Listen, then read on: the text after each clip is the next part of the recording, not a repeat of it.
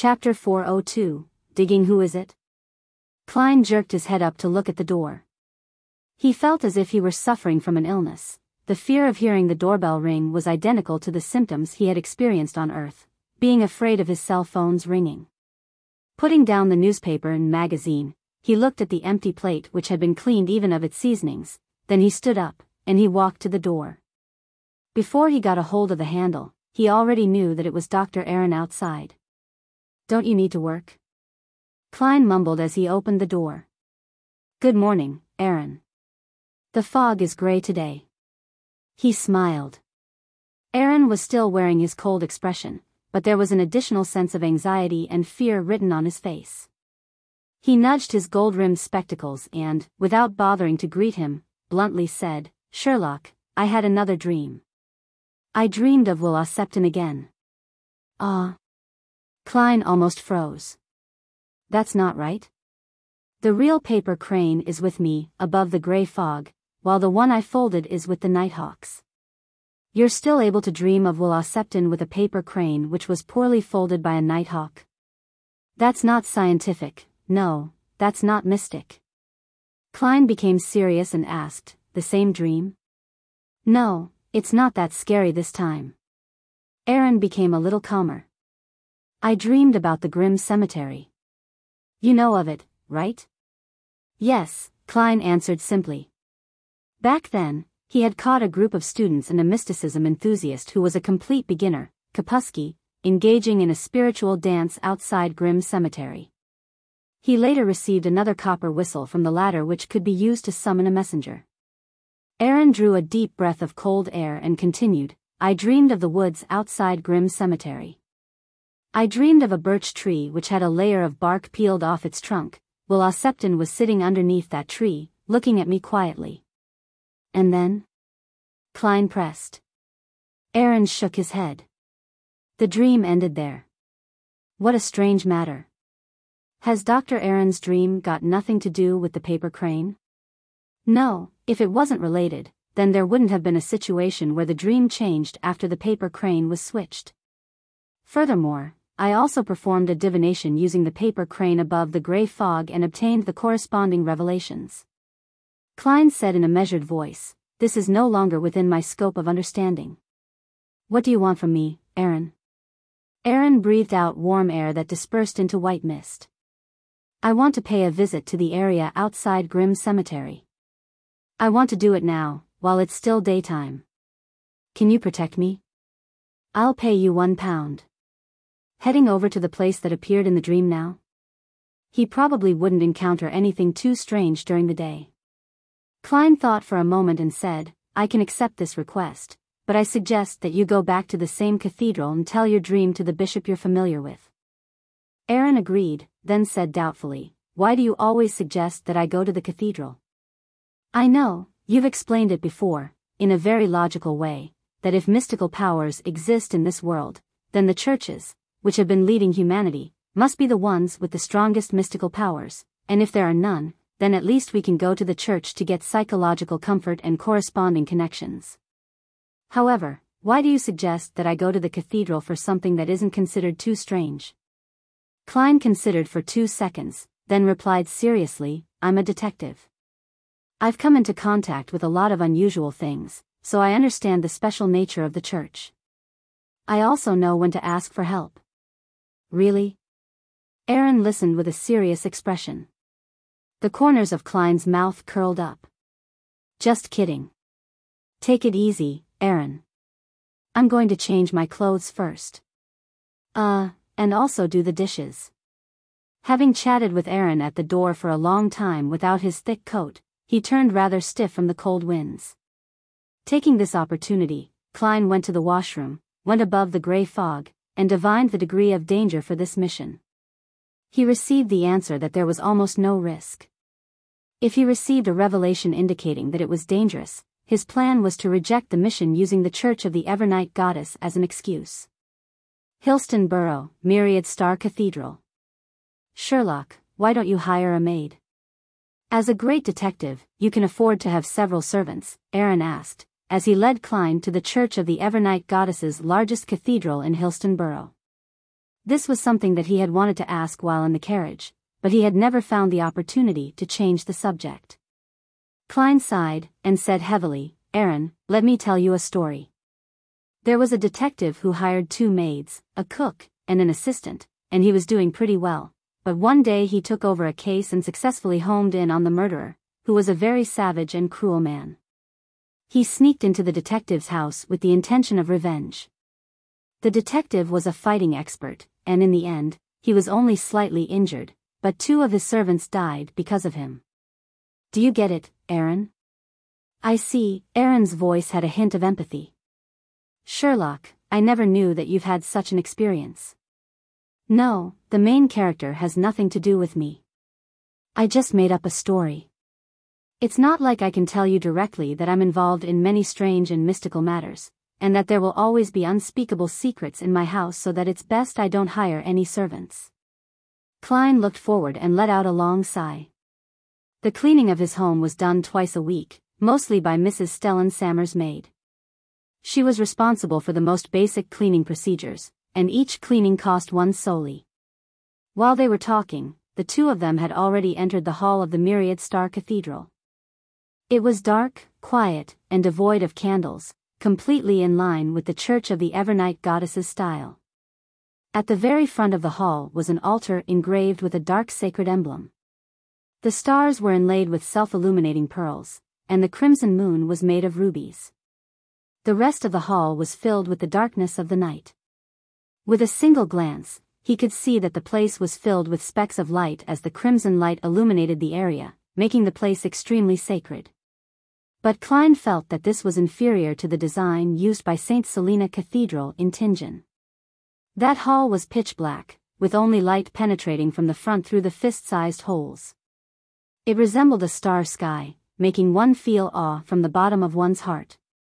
However, there's a problem with that kind of design. At night, the effect would be gone. Klein took a seat at random, took off his half-top hat and leaned on his black hardwood cane, while Aaron continued down the aisle to the confessional in search of the bishop. Sitting in such a large hall and looking at the people who were concentrating on praying, Klein's heart suddenly became tranquil. Come to think of it, this is only my 3rd time entering the Goddesses' Cathedral. He let out a self-deprecating laugh. Inside the Cathedral of Serenity at Winter County, Leonard Mitchell put on his black windbreaker and red gloves and entered the room of the high-ranking deacon, Christet Sesamir. "Congratulations, you have officially become a Red Glove. May the goddess bless you." Sesamir drew a crimson moon on his chest. He still had his mouth covered with his high collar. "Praise the lady. The honor is mine." Leonard raised his right hand and gestured 4 points in a clockwise fashion. Sesamir didn't say anything else and went straight to the point. "According to your request, I've placed you in Soist's team. He's a soul assurer and possesses a mystical item. I've already ordered someone to prepare a Beyonder weapon for you that you'll need. Your team will be in charge of a devil summoning case, and you'll take into consideration certain clues to perform the search. For example, cases that have happened consecutively in Backlund and matters related to a tarot ritual." "Yes, Reverend Sesamir." Leonard held no objections towards the mission. "This will be the beginning of my revenge," he silently said to himself. Westborough, in the periphery of Grimm Cemetery. Klein accompanied Dr. Aaron as they took quite a while to walk around the nearby woods, coughing from time to time as a result of the falling grayish-white dust. Maybe there isn't a tree like that. Dreams can't fully reflect reality. Towards the end of the search, even Aaron was feeling a little uncertain himself. "Fortunately, I'm good at finding things." Klein pointed with his cane and said, "Let's take a look over there and make it our final effort." "All right." Aaron gasped for a breath of air. After a short walk, Aaron suddenly stopped and said, while pointing diagonally ahead, "Over there, over there." About a dozen meters away, a birch tree with a strip of bark around its trunk stripped off stood there quietly, as if it were waiting for them. "It's identical to the one in my dream," Aaron said with conviction. Klein smiled and said with some vigilance, "But there's no Wuxia Septon."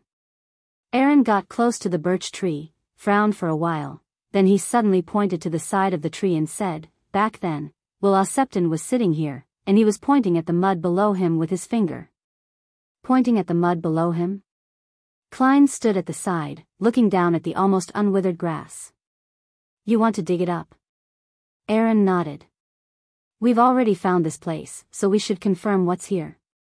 "Sherlock, go to the cemetery and borrow 2 shovels. It's better if I stay here." "You go to the cemetery, I'm worried something might happen to you," Klein said cautiously. "All right." Aaron didn't refuse, and he immediately left the forest. After a while, after offering some money, he returned with 3 shovels and a tomb keeper, and they began to dig. While Klein was digging, he suddenly smelled something familiar. As the soil on the surface parted, the things below were gradually exposed. It was the body of a child that was already greatly rotten. His skin and flesh looked as if they were about to melt, and many bugs crawled in and out of his nose and mouth. Clang! The shovel fell from Aaron's hand and hit a rock. He pointed to the legs of the corpse, his mouth moving frantically, but he was unable to say a word. Klein endured the nausea and looked closely, discovering that the child's left leg was obviously missing its lower half. At the same time, Aaron took 2 steps back and fell to the ground, shouting sharply, "Wuxia Septon! Wuxia Septon!" It was Wuxia Septon's corpse. Chapter 403, The Fate of a Private Detective. He's dead? Wuxia Septon is dead? And he seems to have been dead for some time. Could this be fake? Klein looked at the body of the child in surprise and suspicion as many thoughts bubbled in his mind. From what he knew, Wuxia Septon was a special child who could be involved with a sequence one of the monster pathway, Snake of Mercury, in some way. In the divination game he played, a casual "Doctor, your luck will get worse" was enough to make Aaron suffer from bad luck for an extended period of time. The paper crane he folded allowed Aaron's astral projection to be located in the spirit world and be instilled with artificial revelations. Even above the gray fog, Klein only received an inkling of his location and couldn't come to an effective conclusion. How could such a child die for no reason? He was dead before Dr. Aaron's dreams? What about his family? Klein narrowed his eyes, and despite his intense nausea, he carefully examined the highly rotten body. He noticed some torn tarot cards in the surrounding soil. His spiritual intuition told him that the corpse in front of him was most likely Wuxia Septon. It's really shocking and difficult to understand. I should go above the gray fog later and confirm if it's a fake death from Wuxia Septon. Wait, what does this have to do with me? I had already decided not to get involved in this matter any further, in case I get entangled by some snake of Mercury. This might be even more terrifying than sealed artifact 0-08. Klein snapped out of his daze and said to the terrified tomb keeper and Dr. Aaron, who was on the verge of a mental breakdown, "Call the police." Okay. Okay. The tomb keeper was taken aback at first before he repeated his reply. With the shovel in hand, he turned and ran out of the woods, at a speed that was so fast that it appeared as though he was being chased by a zombie. As expected, he's just an ordinary person and isn't cautious at all. In this kind of situation, shouldn't he be wary of the people around him who might have malicious intent? By exposing your back, it would be easy for you to be hit by a shovel. Klein glanced at the back of the tomb keeper and shook his head with a sigh.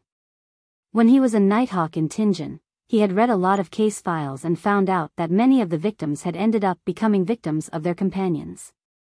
Thinking of this, Klein walked to Dr. Aaron, bent down, and stretched out his hand. "There's nothing to be afraid of. He's already dead. It's the death that scares me." Aaron calmed down a bit, and without accepting Klein's help, he got up by himself. His black frock coat was covered with dirt, and Klein felt his heart pain for the clothes for some baffling reason. "I'm the kind of person who can't stand seeing anything valuable get damaged." He inwardly sighed with emotion. Noticing that Aaron was still panicking, Klein laughed and said, "At such times, praying to the deity you believe in has quite a remarkable effect." "Is that so?" Aaron was stunned.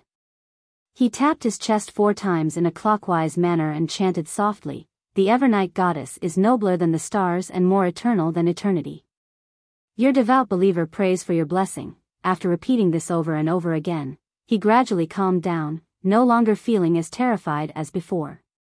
Klein drew a triangular sacred emblem on his chest and silently whispered to himself, "God of steam and machinery, your completely unfaithful believer is begging for your blessings." As he spoke, he couldn't help but laugh at himself, suspecting that he might be smote to death by lightning on the spot. However, lightning and thunder belong to the Lord of Storms, and it isn't in the domain of the God of steam and machinery. Klein thought in a relaxed manner. After about 20 minutes, the two of them found themselves sitting in an interrogation room at a nearby police station. During the testimony, Klein frankly informed the police that he was a private investigator who wasn't too sure of what was happening. As for Dr. Aaron, he described his dream in detail as the reason for digging to find the body. Klein could tell that the police didn't believe him at all, but after they had gone out for a while, they immediately changed their attitudes, saying that there was nothing suspicious about Dr. Aaron and Detective Moriarty. All they had to do was sign their statements and leave. Aaron was surprised, but Klein wasn't surprised. It was obvious that the Nighthawks had been involved. The advantage of having the doctor head to the Myriad Star Cathedral in advance was demonstrated. Before leaving the police station, Klein wasn't surprised to see a familiar figure. It was the Nighthawk who had entered his dream earlier. The man on duty, who was probably a captain, was still wearing a gray windbreaker and was obviously more resistant to the cold than Klein. His blue eyes swept past Klein's face without any signs of abnormality, pretending to be an ordinary senior inspector. Klein, who was also pretending to be an ordinary private detective, nudged his glasses, put on half-top hat, and left the station with Dr. Aaron in a carriage. After instructing his carriage driver to head to Minsk Street first, Aaron turned to Klein and said, "Sherlock, do you think this will be the end of it? If that body really belongs to Wuxia Septon, then you shouldn't be troubled any longer." Klein paused and continued, "Aaron, have you found anything else that's strange during this period of time? Regardless of what it is." Aaron thought about it and shook his head. "No. This is worth celebrating." Klein sighed and said with a smile. To him, this was the best way things could end with Wuxia Septon's matter. Although the paper crane Klein had folded above the gray fog wouldn't reveal anything, and there would be no problems with any divination afterward, he was still a little worried that some Nighthawk would suddenly think of something and use it to find some clues. And now, with the death of Wuxia Septon, the case might soon reach a dead end, put in the archives, and temporarily declared a closed case. No one would pay any more attention to it without any new developments. Aaron relaxed and asked suspiciously, "Frankly, I don't think my statement was very convincing. Why did the cops choose to believe it in the end?" "I don't know either," Klein feigned puzzlement and said, "I thought I'd have to get my lawyer to take me home again, bail me out." Aaron smirked and said, "Sherlock, you seem to have a lot of experience in being sent to the police station." Klein laughed and replied in a deep voice, "It's the fate of every private detective." Just as Klein and Aaron were being taken to the police station near Grimm's cemetery, Furs Wall was wearing a long black dress and a black bonnet with a fine mesh hanging down. She entered the silent cemetery and found the grave of Mrs. Elisa. She and Zio had gone to Empress Borough an hour ago to visit Viscount Glaint, and they had successfully gotten a verbal agreement for borrowing £400 without any interest.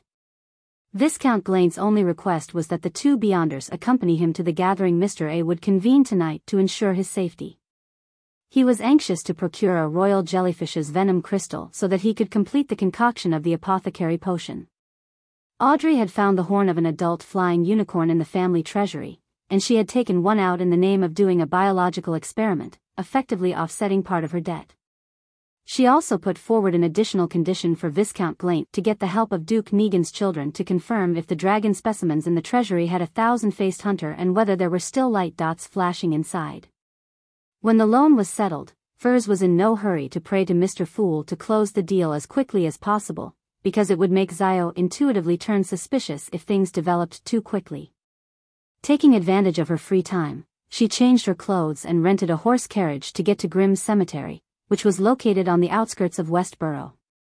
Knowing the law of Beyonder characteristics conservation and indestructibility, Furs realized that the main ingredient that turned her into an apprentice was the Beyonder characteristic left behind by Mrs. Alyssa.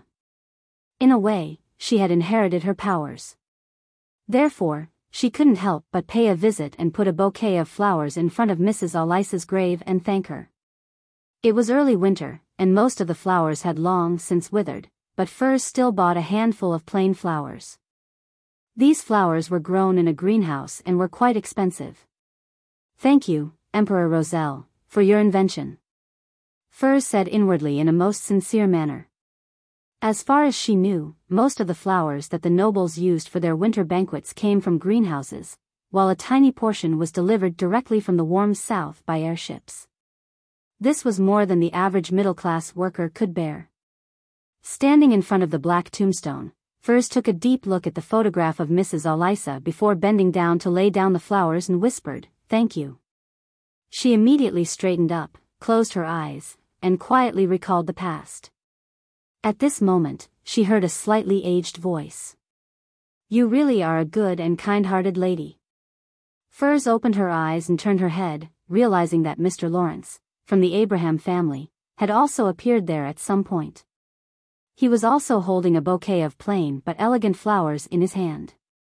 "No, this is not goodness, nor is it kindness. Mrs. Alyssa once gave me, a person who had lost her mother, an unforgettable period of warmth," Furs said sincerely. Her eyes were suddenly moist. Lawrence, who only had wrinkles at the corners of his eyes, put down the flowers and sighed. "This shows that you value relationships." After chatting for a while, when Furs was about to leave, Lawrence, who was waving her goodbye, suddenly began to cough violently. Cough. Cough. Cough.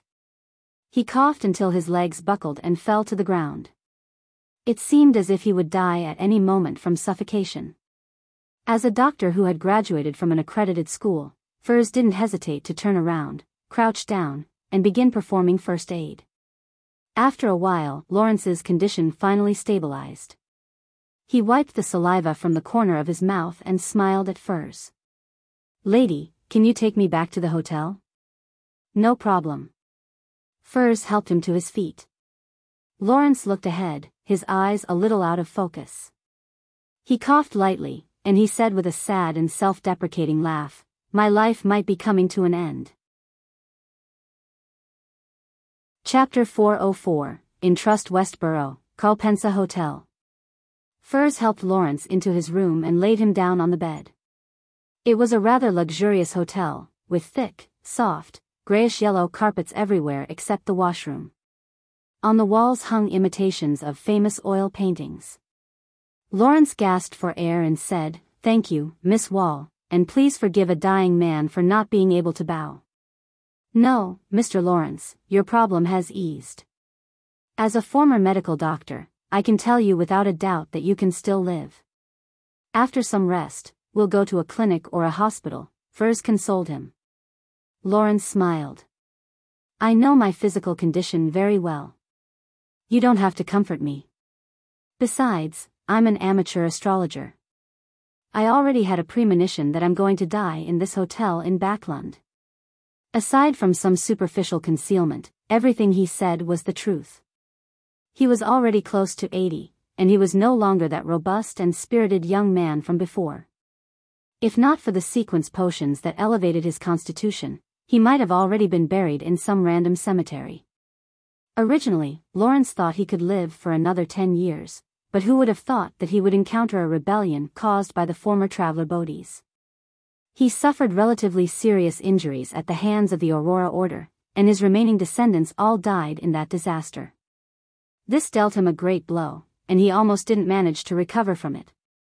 The search for his brothers and their descendants in Backlund had only resulted in him receiving news of their deaths, dealing him a significant blow to his mental well-being once more. Compounded by all these things, Lawrence clearly felt that his life had come to an end. His initial plan was to return to the graves of Labero and Alyssa again and present a bouquet of flowers. He would then return immediately and meet with the other members of the Elder Council to set things in order before his death, but being an elderly man, his condition was beyond his control. Without waiting for a response from Furs, Lawrence struggled to retrieve a palm-sized notebook from the inside pocket of his half-open coat. The hard paper cover of the notebook was bronze green, giving off a very ancient feeling. On its surface, the words, "I came, I saw, I record," was written in ancient Fasak. Lawrence placed the notebook on the quilt in front of his chest and took a deep breath. "Mississippi Wall, if I die here, can you help me send it to Pritz Harbor?" "Mr. Lawrence, you'll be fine," Furs emphasized. At the same time, she subconsciously glanced at the notebook and found that it wasn't thick at all. There were a total of 3 types of papers inside, one of which was a yellow type of parchment which had very few pages. The other was yellowish-brown goatskin, and the number of pages was in the middle of the range. The last was comprised of ordinary white paper and was the most common. Lawrence laughingly said with great difficulty, "I mean, Mississippi Wall, will you help? Pritz Harbor isn't far. It's not even a trip. If it needs to be rushed, then I can even make the round trip in half a day by taking the steam locomotive." Furs nodded. Lawrence breathed a sigh of relief as his mind seemed to recover a little.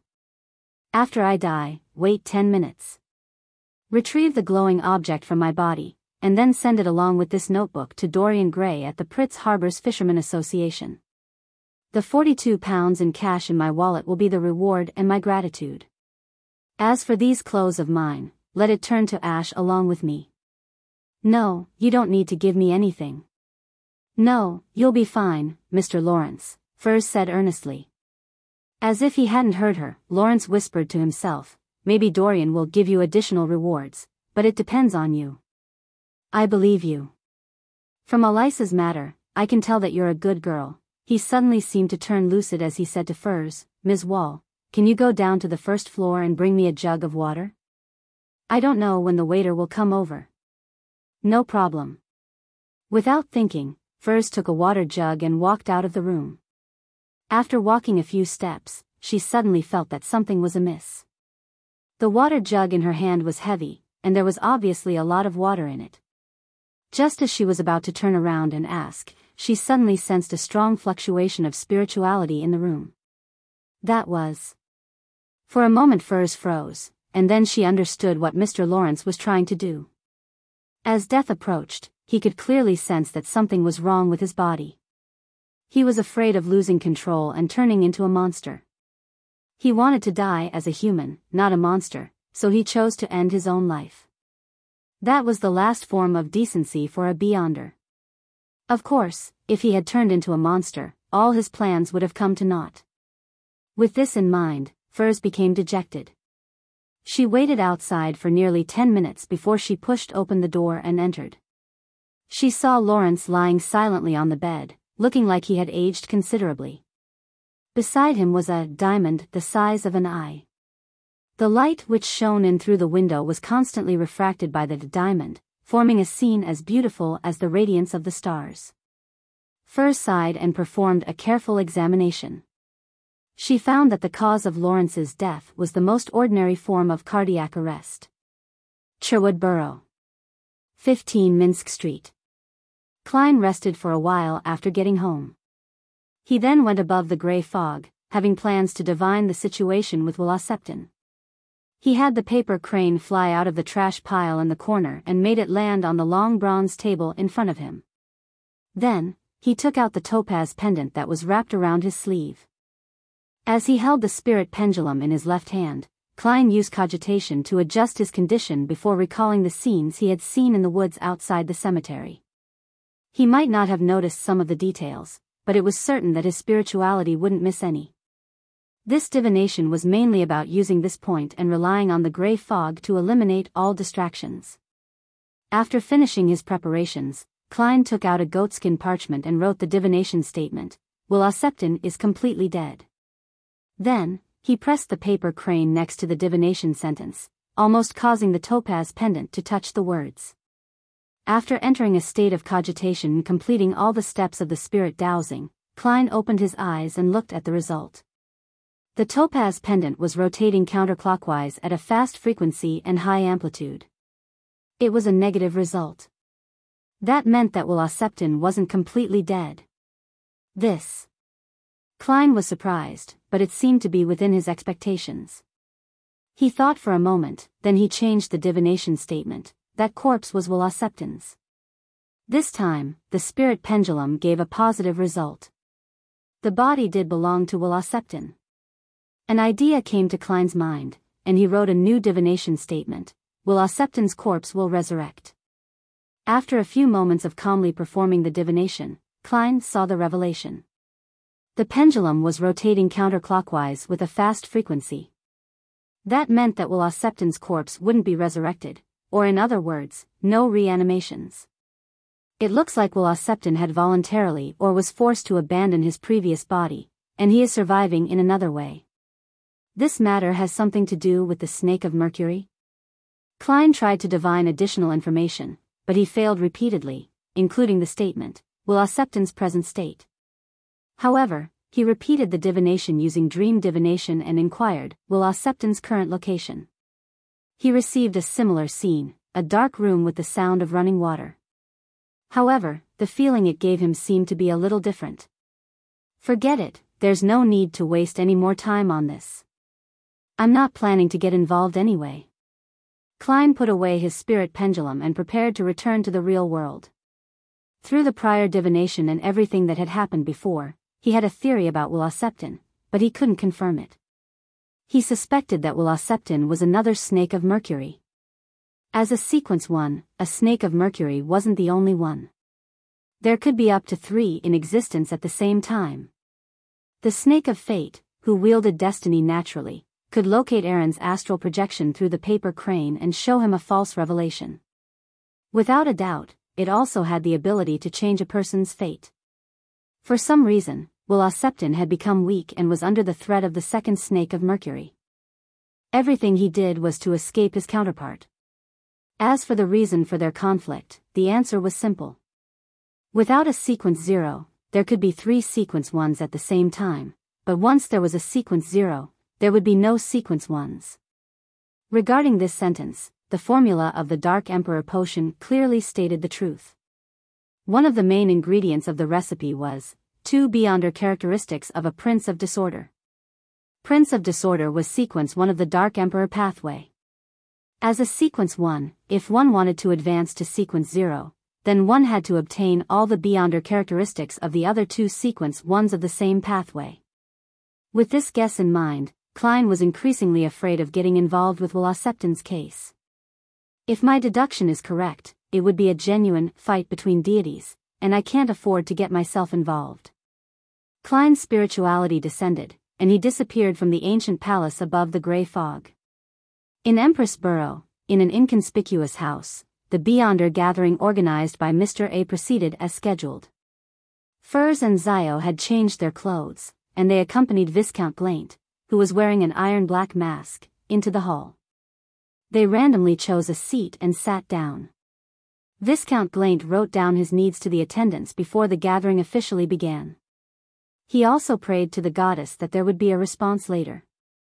As usual, Furs maintained her usual languidness and, in a rare instance, covered herself with a hood, concealing her face with the shadows. She was thinking about the situation with Mr. Lawrence. She knew very clearly what that diamond the size of an eye was. It was a Beyonder characteristic left behind by him. However, for the time being, she was unable to confirm what sequence it belonged to. Furs had casually flipped through the notebook, only to find that many of the pages were still blank. The written content was filled with all sorts of strange, odd, and mysterious symbols and magic labels, exceeding whatever she knew. What it is isn't important. What's important is that I keep my promise. Furs warned herself. At this moment, Mr. A, who was seated on a single sofa and was wearing an exaggerated hood, said hoarsely, "I have a mission. Help me find people who believe in the so-called fool." Ah. Furs instantly snapped back to her senses. Chapter 405, Cult the Fool. The Beyonders who attended Mr. A's gathering either ruminated over the phrase or conversed with their companions to discuss whether they had ever met anyone who had a similar faith. When did such a cult appear, someone asked in a low voice. At this point, Mr. A made the attendant beside him hold up a blackboard with a few lines of words written in the loan language. The fool that doesn't belong to this era. The mysterious ruler above the gray fog. The king of yellow and black who wields good luck.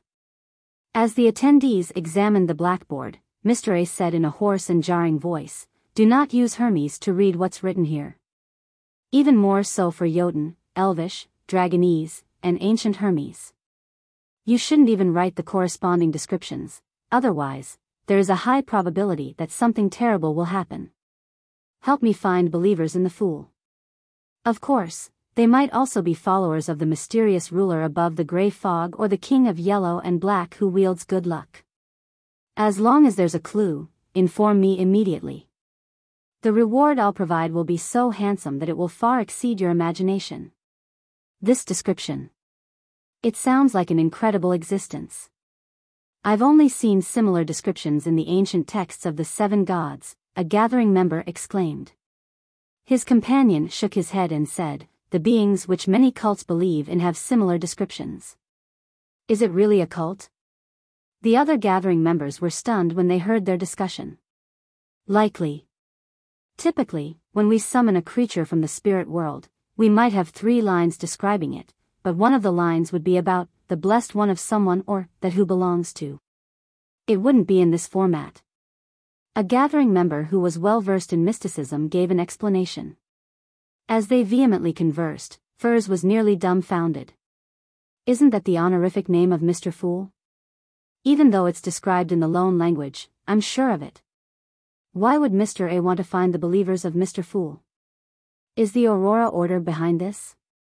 Furs's mind was in a mess. She knew that Mr. A was a member of the Aurora Order because of a particular terrorist organization had announced its responsibility in the assassination of Intis Ambassador Bakerland. After a brief moment of astonishment, Furs subconsciously began to examine herself, afraid that someone would discover that she was already a member of the Tarot Club and that, in some sense, she was an adorer of the Fool. I just recited the honorific name of the Fool according to the ancient Hermes on that piece of paper and was pulled above the gray fog. No one knows about this, and I don't have to be afraid of being investigated. But there's a link to that piece of paper with Mr. Fool's honorific name written on it. It was hidden in a book we borrowed from the Viscount Glaint. Thoughts rapidly flashed through Furs's mind. The fool that doesn't belong to this era. Isn't that the description I saw on that piece of paper? I even dreamed of an evil spirit. At the same time, Zio remembered the incident that had frightened her, but her long experience as a bounty hunter had kept her from revealing anything unusual. And then, as she recalled, she thought about the origin of the piece of paper. It was hidden in the bookcase of History of the Lone Kingdom's Aristocracy. That book was borrowed from Viscount Glaint's study. Suddenly, a name flashed in both Furs's and Zio's minds at the same time, Viscount Glaint. At that moment, Viscount Glaint was looking at the blackboard and said to himself with interest, "This honorific name is very rare. But it sounds very impressive." Just as he finished his sentence, he looked to his side in puzzlement, asking Furs and Zio, "Why are you looking at me like that?" "Nothing." Zio and Furs rapidly shook their heads at the same time.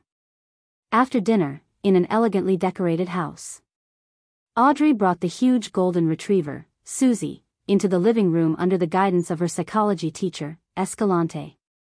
She was attending the academic meeting that had been agreed upon last week. Her maid and bodyguard stayed behind while she walked with Susie into a spacious activity room. In the activity room, be it for the atmosphere or some other reason, the gas lamps were not lit. The room was lit by gold-plated candle lamps on the coffee table and cupboard. Before Audrey could take a good look at her surroundings, she saw a gentleman in his 30s walking towards her. He wore a gray tailcoat. "This is the owner of this place, Mr. Stephen Hamprez, a furniture merchant," the long-haired Escalante introduced him. She was just about to tell him Audrey's identity when Hamprez chuckled and said, "Escalante, don't say anything. Let me have a chance at guessing." He had a neatly trimmed mustache and charming dark brown eyes.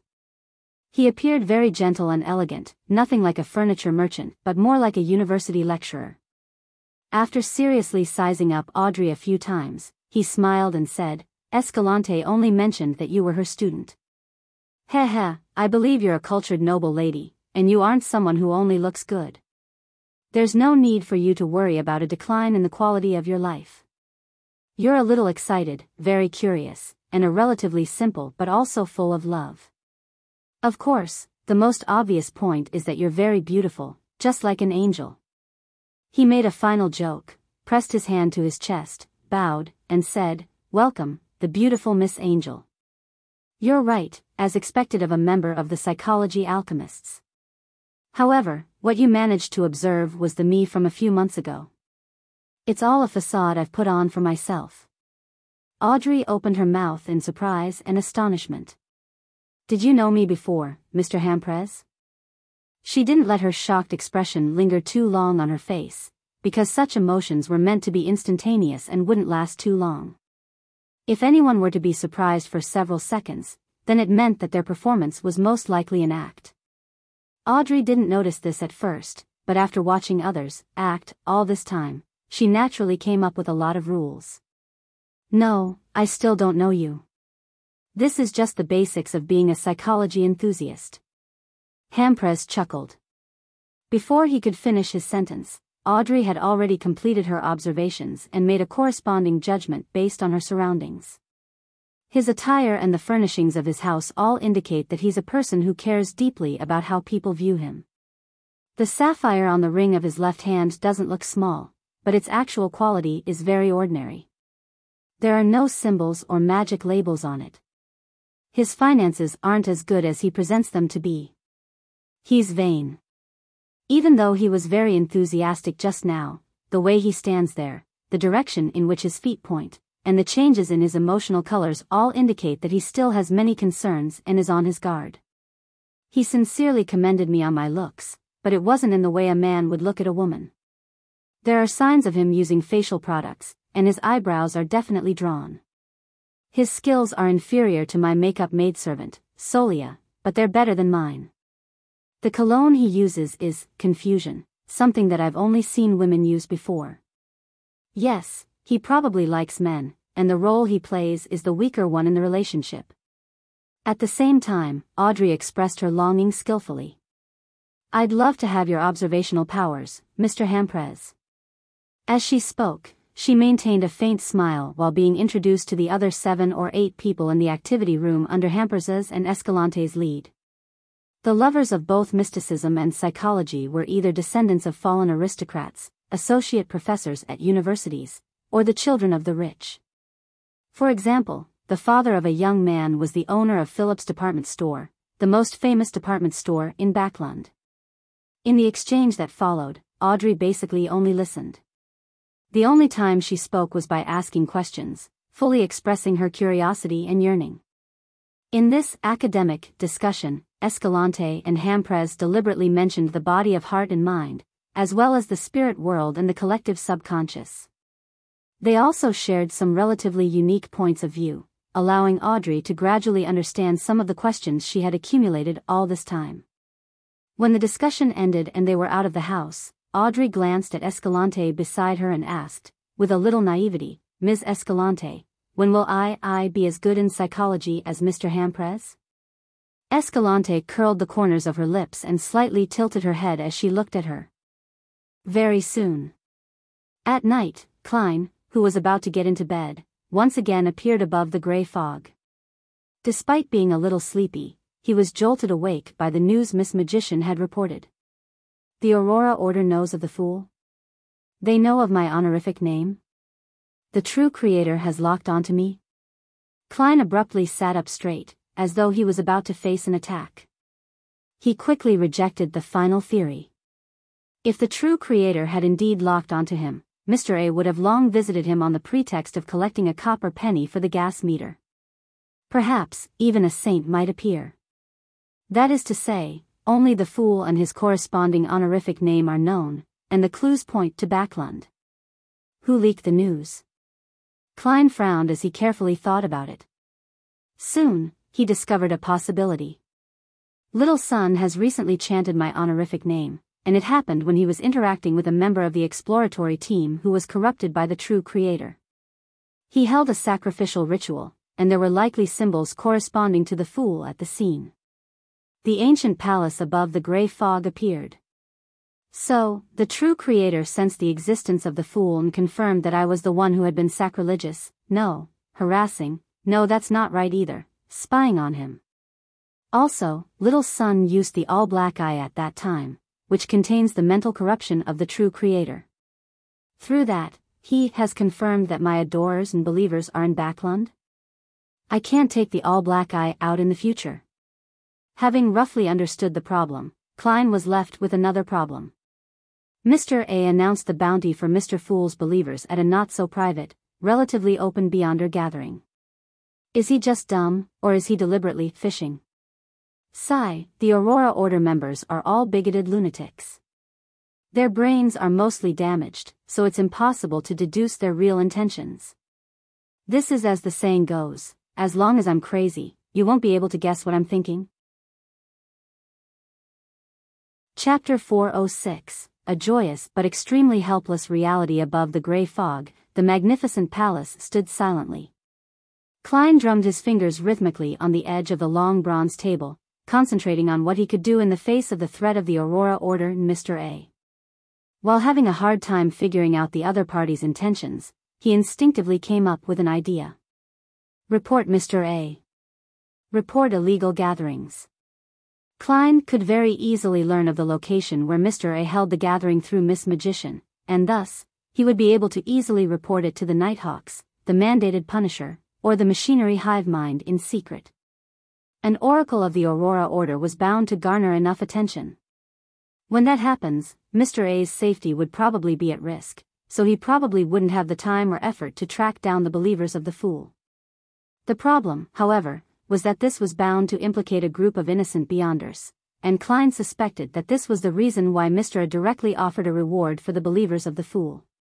Perhaps he had long planned an escape. Once someone reports him, he would be able to confirm without a doubt that the fool's believers were among the previous gathering members. As for who it was exactly, that wasn't important. Mr. A and the lunatics of the Aurora Order were definitely capable of taking exhaustive measures. And once these Beyonders fell into their hands, many of them would be unable to hide their secrets. The Aurora Order, or the Shepherd Pathway which represented the true creator, are the best at corrupting others. When the ideology of a Beyonder was completely twisted and once they believed in the true creator wholeheartedly, what else could be kept a secret? It's not like there's no other way. It's best not to report it. Klein leaned back in his chair, collected his thoughts, and reorganized the entire matter. As he was thinking, he suddenly realized a problem. There were no believers or adorers of the fool in this world. Even the Tarot Club only had a few members, and no one had divulged the relevant information. In other words, the Aurora Order wouldn't be able to find any relevant clues. There's nothing to worry about. The only bad outcome is that the fool is now targeted by the true creator. Although being targeted by an evil god isn't a pleasant feeling, it basically wouldn't affect anything else. Klein nodded thoughtfully. He had thought it through very clearly. The only flaw in this matter was that he had once used the title of the fool, written in the language of ancient Hermes, as a password for an anonymous account. However, with the sacrificial and bestowal rituals having proven useful, the account had long been abandoned and had long since been forgotten. Since the last month and a half, no one had been noticed by Klein for copying the password, so it was possible to deduce the actual situation. As such, bank employees, who had been in contact with the password but apparently do not understand mysticism, wouldn't be able to reveal it to anyone, and Beyonders would at most make requests in the loan language, so even if they find the right person, it's not possible to connect the content described in the loan language with that of the ancient Hermes password. If anyone had copied it down, I would be the first to know and would be able to respond effectively. Besides, even if someone finds the password, it would be difficult to trace it back to Sherlock Moriarty. I use a variety of means every time. Miss Justice is also sufficiently careful when saving money. While wrapping the table, Klein relaxed and said with a chuckle, You believe that the fool has many adorers and believers and that this would result in many clues that cannot be hidden? Wrong, especially wrong. There's only one believer and adorer of the fool. And that's me. When he said that, he couldn't help but let out a self-deprecating laugh. It doesn't seem like it's something that I should be proud of. I need to be a little careful for the time being. I shouldn't go around using the banner of the fool. Klein reminded himself and went back to answering Miss Magician's prayers. He adjusted his posture, and said in a low, gentle voice, "Don't worry about it. Don't worry about it." When Furs received the answer, she was surprised but also felt that it was only right. In the eyes of Mr. Fool, the Aurora Order is nothing but a bunch of ants. Furs once again recited his honorific name in a low voice, and she curiously asked, "Honorable Mr. Fool, which existence does the Aurora Order believe in?" Then, she saw Mr. Fool sitting on a high-backed chair in the middle of the gray fog. He leisurely said, "The true creator. The true creator." Furz's eyes widened as she instantly understood why Mr. A suddenly sought out the believers of the fool. With the help of the Tarot Club, that Sun youth in the City of Silver had successfully exposed the abnormality of the exploratory team and thwarted the true creator's ploy. Behind this incident is a confrontation and struggle between Mr. Fool and the true creator. Furs didn't dare to ask any further, and she quickly recounted her meeting with the members of the Abraham family. She also mentioned Lawrence's will, the strange notebook, and the Beyonder characteristic he had left behind. "Honorable Mr. Fool, what should I do?" she asked for advice with uncertainty. "What should you do? Miss Magician really is lucky. Why haven't I encountered such a good thing?" Klein responded with a chuckle, "Follow the true desires in your heart." He wasn't the least bit worried that Dorian Gray, from Pritz Harbor's Fishermen Association, would harm Miss Magician, because he knew she had 2 more stones on her bracelet, allowing her to teleport through the spirit world twice. Follow the true desires in my heart? Furs lowered her head in thought. "I understand. Thank you, Mr. Fool." She decided to buy a steam locomotive ticket tomorrow. Using this mode of transportation, it would take a little over an hour to get from Backlund to Pritz Harbor, or maybe less. After reporting everything, Furs requested to hold a sacrificial and bestowal ritual. After receiving a positive response, she exchanged £600 in cash for the Sheriff Beyonder characteristic. Holding up the fist-shaped object comprised of black iron, dark red, and silver colors, as well as its beautiful spiritual radiance, Furs felt joy and admiration. Zio had long gathered the supplementary ingredients, so she would soon be promoted to Sequence 8. And I don't know when I'll become a trick master. I hope Mr. Hanged Man and the others can help me find the appropriate Beyonder ingredients as soon as possible. Zio had been subconsciously acting as an arbiter, so she didn't have to worry about her digestion of the Sequence 9 potion, but once she becomes a sheriff, what should she do? Should I ask permission from Mr. Fool to teach her the acting method, or should I simply suggest that she sneak into the police force? At the end of the long, modeled table, Klein looked at the thick stack of cash in front of him and carefully counted it several times. Through this method, would have £1,230. I would still be short of £300 to obtain a single Sequence 6 Beyonder ingredient. Of course, £1,500 is the minimum price, and the actual transaction price is usually much higher than this. Where else can I get money these days? As soon as the bicycle patent is granted, shall I sell a portion of the shares? Yes, I almost forgot how special the Tarot Club is. The Werewolf Beyonder characteristic cannot be sold in Backlund for now, so as to avoid being discovered by high-sequence Beyonders from the Rose School of Thought. But I can always sell it elsewhere. I'll let the world entrust Mr. Hanged Man to sell it at the Sonia C at the next gathering. I'll offer a corresponding amount of the commission as his reward. After subtracting the costs, the Werewolf Beyonder characteristic should give me at least £1,000. It will be more than enough for a single Sequence 6 Beyonder ingredient. Klein quickly came up with a plan and decided upon it. He found it a little regrettable that Miss Zio didn't seem to have much money. After she became a sheriff, even if she could quickly digest the potion, it would still take her a long time to buy the interrogator's Beyonder characteristic. And if the Abraham family were to take interest in Miss Magician, his subsequent astrologer potion formula would no longer be marketable. What a pity. Klein sighed and returned to the real world. Wednesday morning. Klein didn't suffer from insomnia due to being targeted by the true creator and the Aurora Order's pursuit. He slept till daybreak and happily went out to buy a Desi pie for breakfast. There was no doubt that Desi pie required sweet iced tea to match it. As he enjoyed the food and flipped through the newspapers, he discovered the advertisement for the Ernst firm and learned that there would be a Beyonder gathering convened by Eye of Wisdom tomorrow night. This time, I'll be able to request to purchase the relevant Beyonder ingredients. But there's a high chance that it wouldn't be available. Even if there's something, it will be supplementary ingredients like the hair of a deep-sea naga. Klein seriously considered the channels in which he could find the ingredients. He spread out his left hand and counted with his fingers. From the Tarot Club, there are the outlets of Little Sun, Mr. Hanged Man, Miss Justice, and the rest. Beyond that, I have Eye of Wisdom's gathering, Miss Bodyguard and Merrick, but I shouldn't contact them if possible for the time being. Also, yes, I have Vampire Emlyn White. Didn't he mention that he would write to ask some powerful sanguines? That's what social connections can bring about. Coming to this thought, Klein immediately decided to go to the Harvest Church to wait for Emlyn White. Although it was impossible for the Aurora Order to track him down, it still gave him a sense of urgency, making him want to gather the Beyonder ingredients as soon as possible. Once he digested his potion, he would quickly advance to Sequence 6. 10 in the morning, south of the bridge, Rose Street.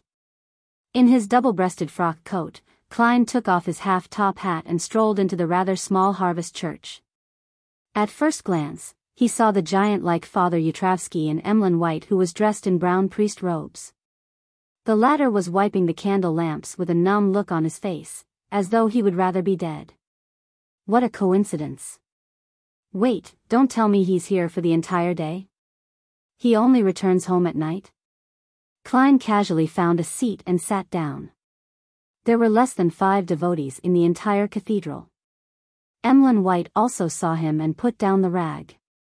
He walked over and sat beside him.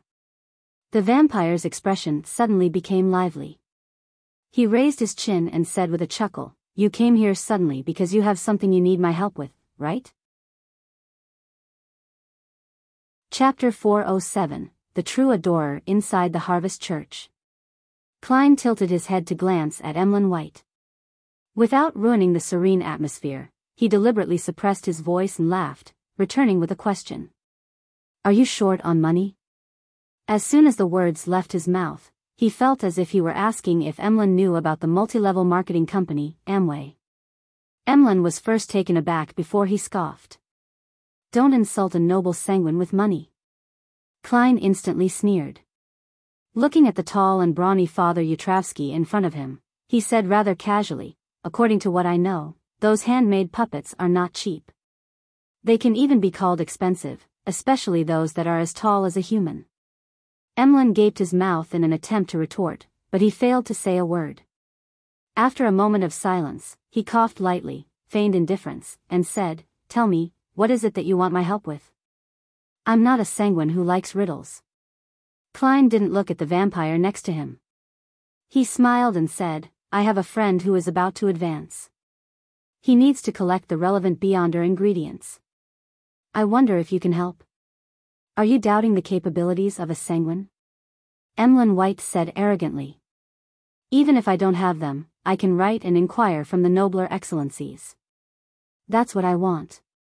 Klein immediately responded with a deluge of words: "Mutated pituitary gland of 1,000-faced hunter and 100 milliliters of its blood. Characteristic of a human-skinned shadow and 5 strands of a deep-sea naga. As long as I can get any of these, I will pay you the corresponding price. The cheaper the price, the more you will be rewarded." He purposefully increased the number of supplementary ingredients to avoid any losses. Upon hearing this description without any stuttering, Emlyn White suddenly felt as if he had fallen into a trap of sophistry. He calmed his emotions and said, "The cost for the Beyonder ingredients is at least £100, while supplementary ingredients are at least £10. Although I'm not clear of the level of the things you want, I believe that they're definitely not cheap or common. Otherwise, you wouldn't have come to me for help. Very smart. Klein laughed.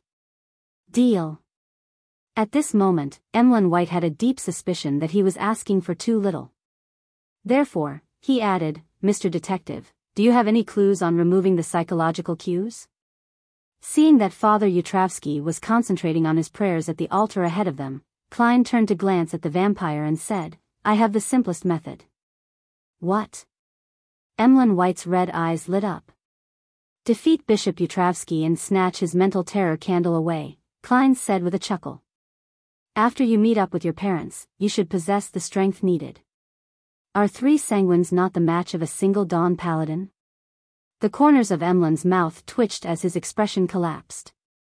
We lost. We couldn't beat him. My parents were nearly captured. That mental terror candle is really strange, so you've already tried. The entire family almost converted to become believers of Mother Earth. 3 sanguines weren't even able to defeat Father Yutravsky? With the help of the mental terror candle and the blood transfuser, Father Yutravsky is that terrifying? Or are vampires too weak? However, all the rumors point towards vampires being rather powerful. Klein said in thought, then you can write a letter and ask for the help of the Noble Excellencies. There shouldn't be a lack of powerful experts among the sanguine. Emlyn White answered with a numb expression, they refused. Suddenly, he looked at Klein with hope. Can you defeat Father Yutravsky? Or could your friend beat him? After receiving the sun brooch and the biological poison bottle and digesting most of the potion, I originally thought that I would be able to defeat Father Yutravsky in my spirit-body state. However, your description just now made me uncertain. Is the mental terror candle that bizarre? This kind of sealed artifact is obviously great at restraining spirit bodies. Klein rationally shook his head. No way. He quickly changed the subject. Why would those noble excellencies of the sanguine refuse your request? To them, this should be a simple favor. Emlyn White's face instantly turned ashen. They say that Father Yutravsky is an adorer of Mother Earth. They do not wish to enter into direct conflict with him. They are studying means to remove the psychological cue. For example, they are venturing deep into the Sonya Sea, the Fog Sea, and the Berserk Sea, in search of the dragons that have long secluded themselves. He added with a smile even uglier than a weeping face, by the time they figure it out or find a dragon well versed in the psyche domain, I might have already become a devout believer of Mother Earth. I'm beginning to appreciate how precious life is and how joyful a harvest is. An adorer of Mother Earth? Father Yutravsky is an adorer of Mother Earth?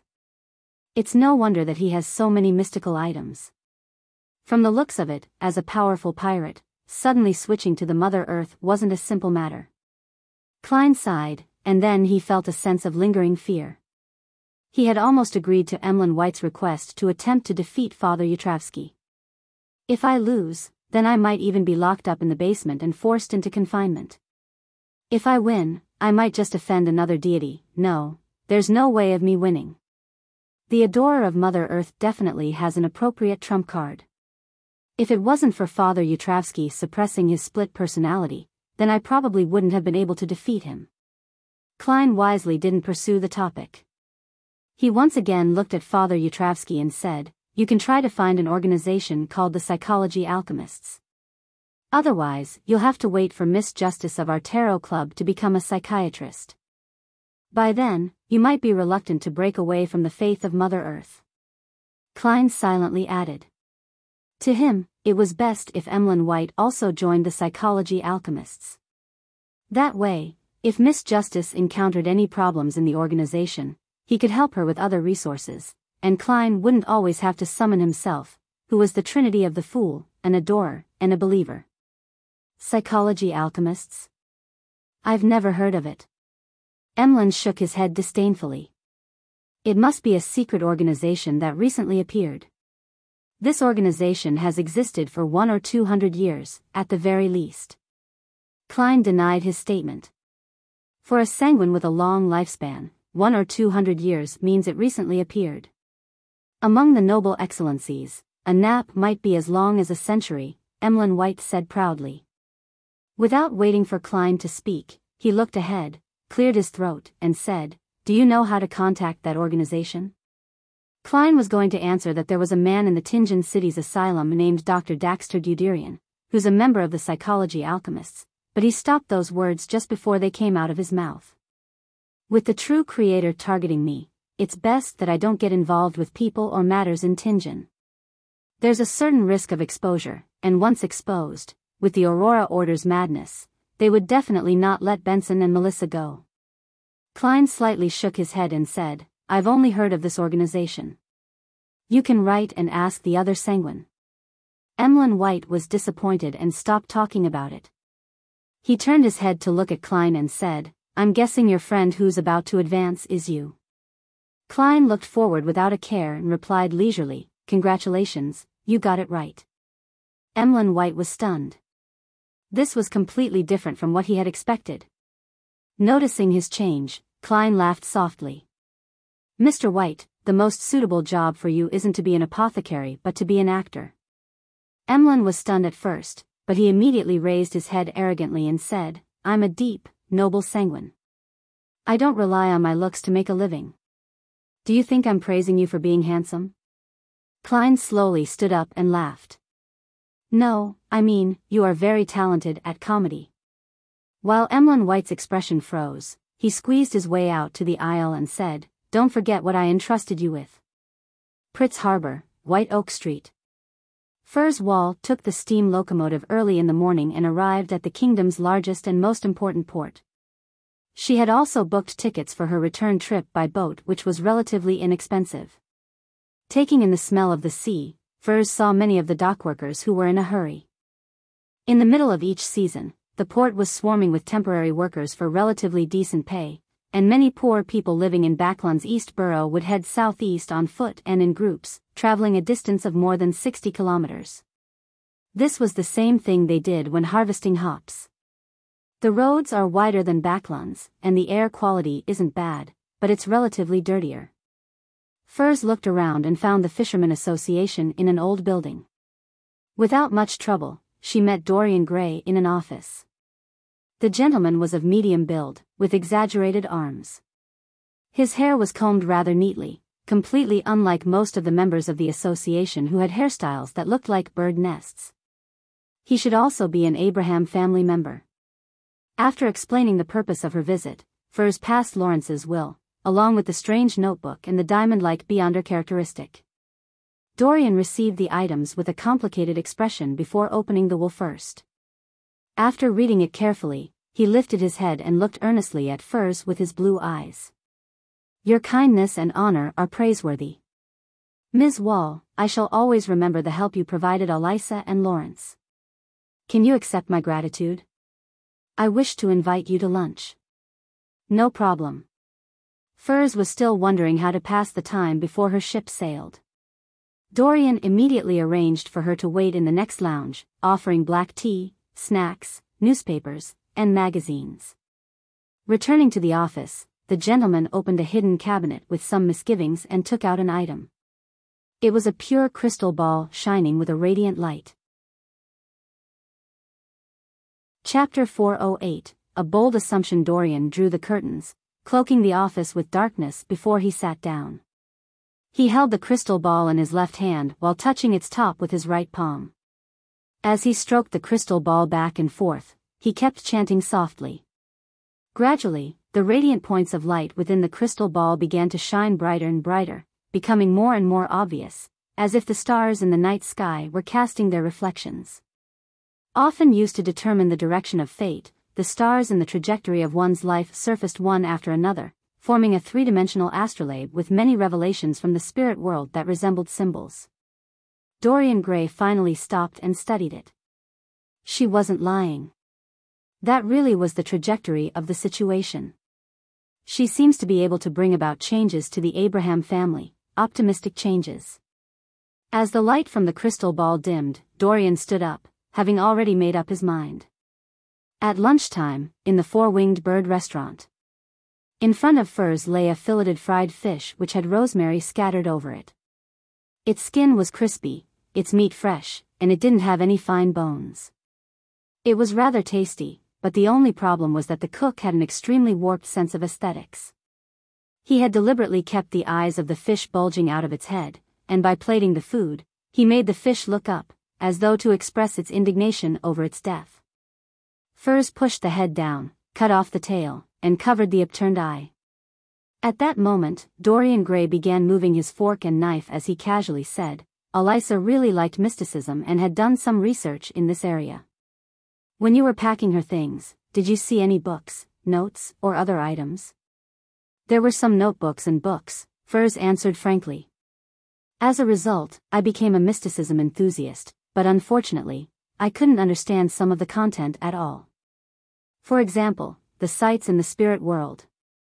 Not only was it absurd, illogical, and messy, incapable of expressing ideas, even if I forced myself to read it and systematically calm my impatience, it was still difficult to remember its contents. I would forget it once I finished reading it, let alone understand it. Furs added inwardly. Dorian nodded slightly and laughed. Then you can consult me. I'm also a mysticism enthusiast, quite a proficient one if I may add. Really? That's great. Furs answered appropriately. Seeing that she was really interested, Dorian immediately diverted the topic to mysticism. Sometimes he would bring up the spirit world, and sometimes he would talk about his cogitation experience. Having been prepared before he even stepped into the restaurant, he had deliberately chosen a secluded and quiet spot. Hence, he didn't need to fear that the customers around them would overhear their conversation. At the end of the lunch, Dorian offered, I didn't know how to express my gratitude, but now I don't have to worry about it anymore. Heh, although Lawrence had paid you, I don't think that's enough to match your kindness, good-heartedness, and honor. Ms. Wall, you can write to me and ask about any questions you have about mysticism. That's the least I can do to express my gratitude. That's what I wish for. Furs didn't refuse. From the exchange just now, she could clearly tell that Dorian Gray possessed rich, systematic mysticism knowledge. He was indeed worthy of being a member of the ancient Abraham family. And this was also considered something she was lacking in. Although she had mastered quite a lot of knowledge about the Beyonder world, it all came from a few books and notebooks that didn't go in depth, as well as random information she had heard and experienced from the various gatherings she attended. It wasn't comprehensive or systematic enough, and it just had too many shortcomings. Upon hearing her reply, Dorian raised his cup and smiled. I hope that one day, we will also possess mysterious and extraordinary powers. Northborough in Backlund. St. Samuel Cathedral. A group of men wearing black windbreakers and red gloves entered an underground area. The leader was a man in his 40s with soft facial features and long hair. Wearing a pompous top hat, he carried a black cane which was inlaid with gold. He quietly followed the Nighthawk leading the way and entered a rather spacious room. There were many bookshelves in the room, with various dossiers placed on them. A mesmerizing, beautiful woman wearing a black robe with blue eyeshadow and blush was leisurely sitting in a high-backed chair. She didn't get up to greet him. It was the former spirit medium, Daly. Soest, all the information you need is over there. Daly gestured with her chin at the table by the door. The middle-aged man named Soest smiled and said, Daly, why were you sent to guard this place? You should be tasked with more important matters. No, this is what I wanted. I need to settle down and read more information. Daly chuckled. This is to ease my future progress. Humans are fragile creatures, and they need a certain amount of time to calm down. No one can always be in peak condition, enjoying the thrill and pleasure without any rest. Your style really has never changed. Unfortunately, you've never given me the chance. Soest burst out laughing. Daly shook her head seriously and said, obviously, you don't understand me. My current hobby has turned even more novel. If you can turn yourself into a rotten corpse or expose your white bones, then I'll definitely be filled with interest in you. She turned to look at the red glove behind Soest. Leonard, why did you choose to join his team? This fellow is conceited, arrogant, and gutless. He keeps fantasizing that women would take the initiative to crawl into bed, waiting for him. To be honest, perhaps this is the unique trait of a nightmare? When she mentioned nightmare, Daly visibly paused. Leonard helplessly said, "Ma'am Daly, this was the arrangement of His Excellency Casimir." "Is that so?" "I can see that you agree with my views on Soest," Daly concluded in a slightly husky voice. Leonard was momentarily at a loss for an explanation. Fortunately, Soul Assurer Soest didn't pay much attention to Daly's words. Walking over to the table filled with information, he picked up a dossier and flipped through it. Leonard and the others immediately surrounded him, imitating their leader. After the sound of paper flipping went on for some time, Soest casually asked, "What's new in Backlund recently? Something you think is worth paying attention to?" Daly's eyes moved slightly. After thinking for a while, she said, "A few Beyonders who work with us have passed on news that many people are searching for an organization that believes in the Fool, and they have given the corresponding honorific name." After describing the Fool's honorific name in the Lone language, she chuckled. "I seem to be witnessing the birth of an entirely new cult. Of course, it might be the incarnation of an old friend. What do you think, Soest?" Soest considered the matter seriously before saying, "No, I've never heard of such an organization." At that moment, Leonard looked up from the dossier he was reading and mused. Could this have something to do with the 2 tarot rituals we're investigating? The Fool is the first card in a deck of tarot cards, the most important major arcana card. Daly froze for a second, then she nodded thoughtfully. "That's an interesting idea.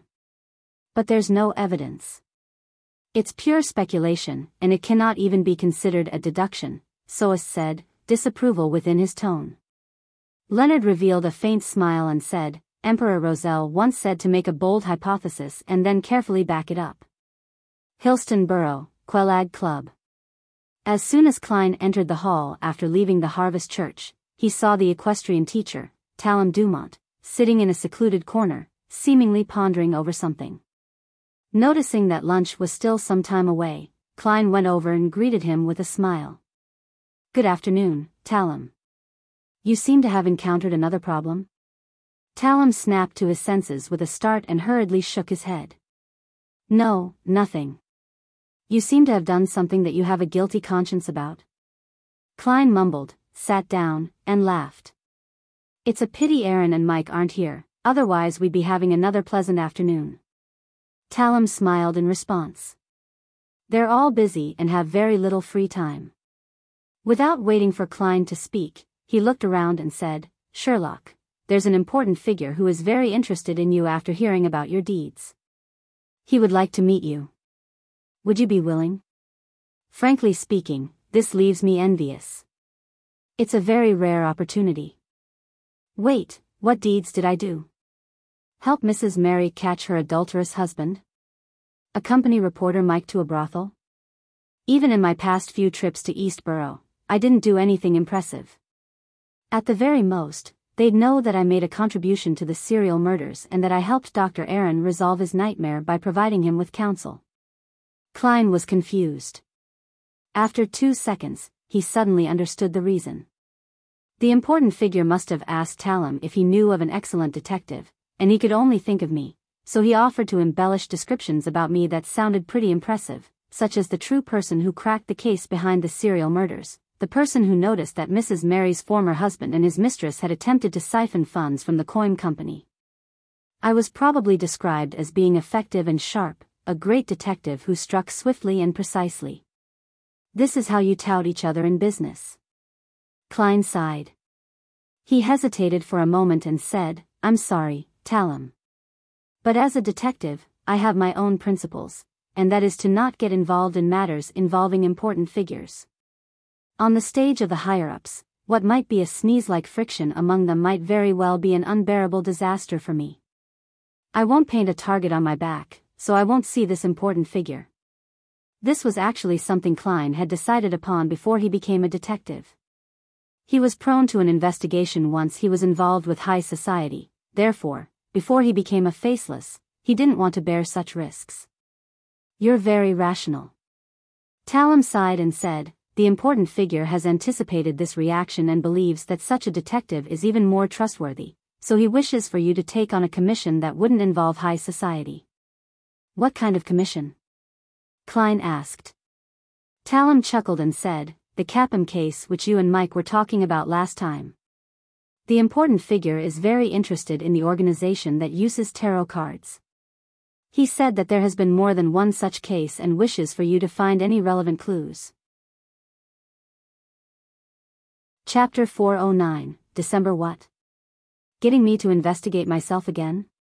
Klein nearly suspected that this was a deliberate test. An organization that uses tarot cards to represent itself really is interesting, and I think so, but I don't want to sell myself out. Right, Capum's matter is clearly not that simple. He had a total of 4 Beyonders protecting him, so there must be a powerful faction behind him. What's the difference between investigating this case and being involved in high society strife? Well, this isn't something Sherlock Moriarty should know. Klein revealed a thoughtful expression, and while weighing his options, he said, it's not easy to find a mysterious organization. Besides, it's very dangerous. Talum seemed to have expected his answer and chuckled. Sherlock, there's no need for you to take risks. The important figure's intention is for you to pay more attention and to gather the relevant information or rumors. Here's £5 in cash, money for your activities. Even if you don't receive any valuable information, the money is yours. And once you gather any useful clues, he'll pay you per lead and reimburse you for your expenses throughout the process. Such good conditions? That important figure has put a lot of his attention on this matter. Does he have connections with the forces behind Capum, or does he wish to find the mysterious organization that uses tarot cards as a code name to help him? Reimburse. It's been a long time since I've heard someone promise me something like this. Since he's already gone so far by promising me such perks, it would appear very suspicious if a private detective were to refuse the commission. Furthermore, the matter of investigating myself should clearly be left to me.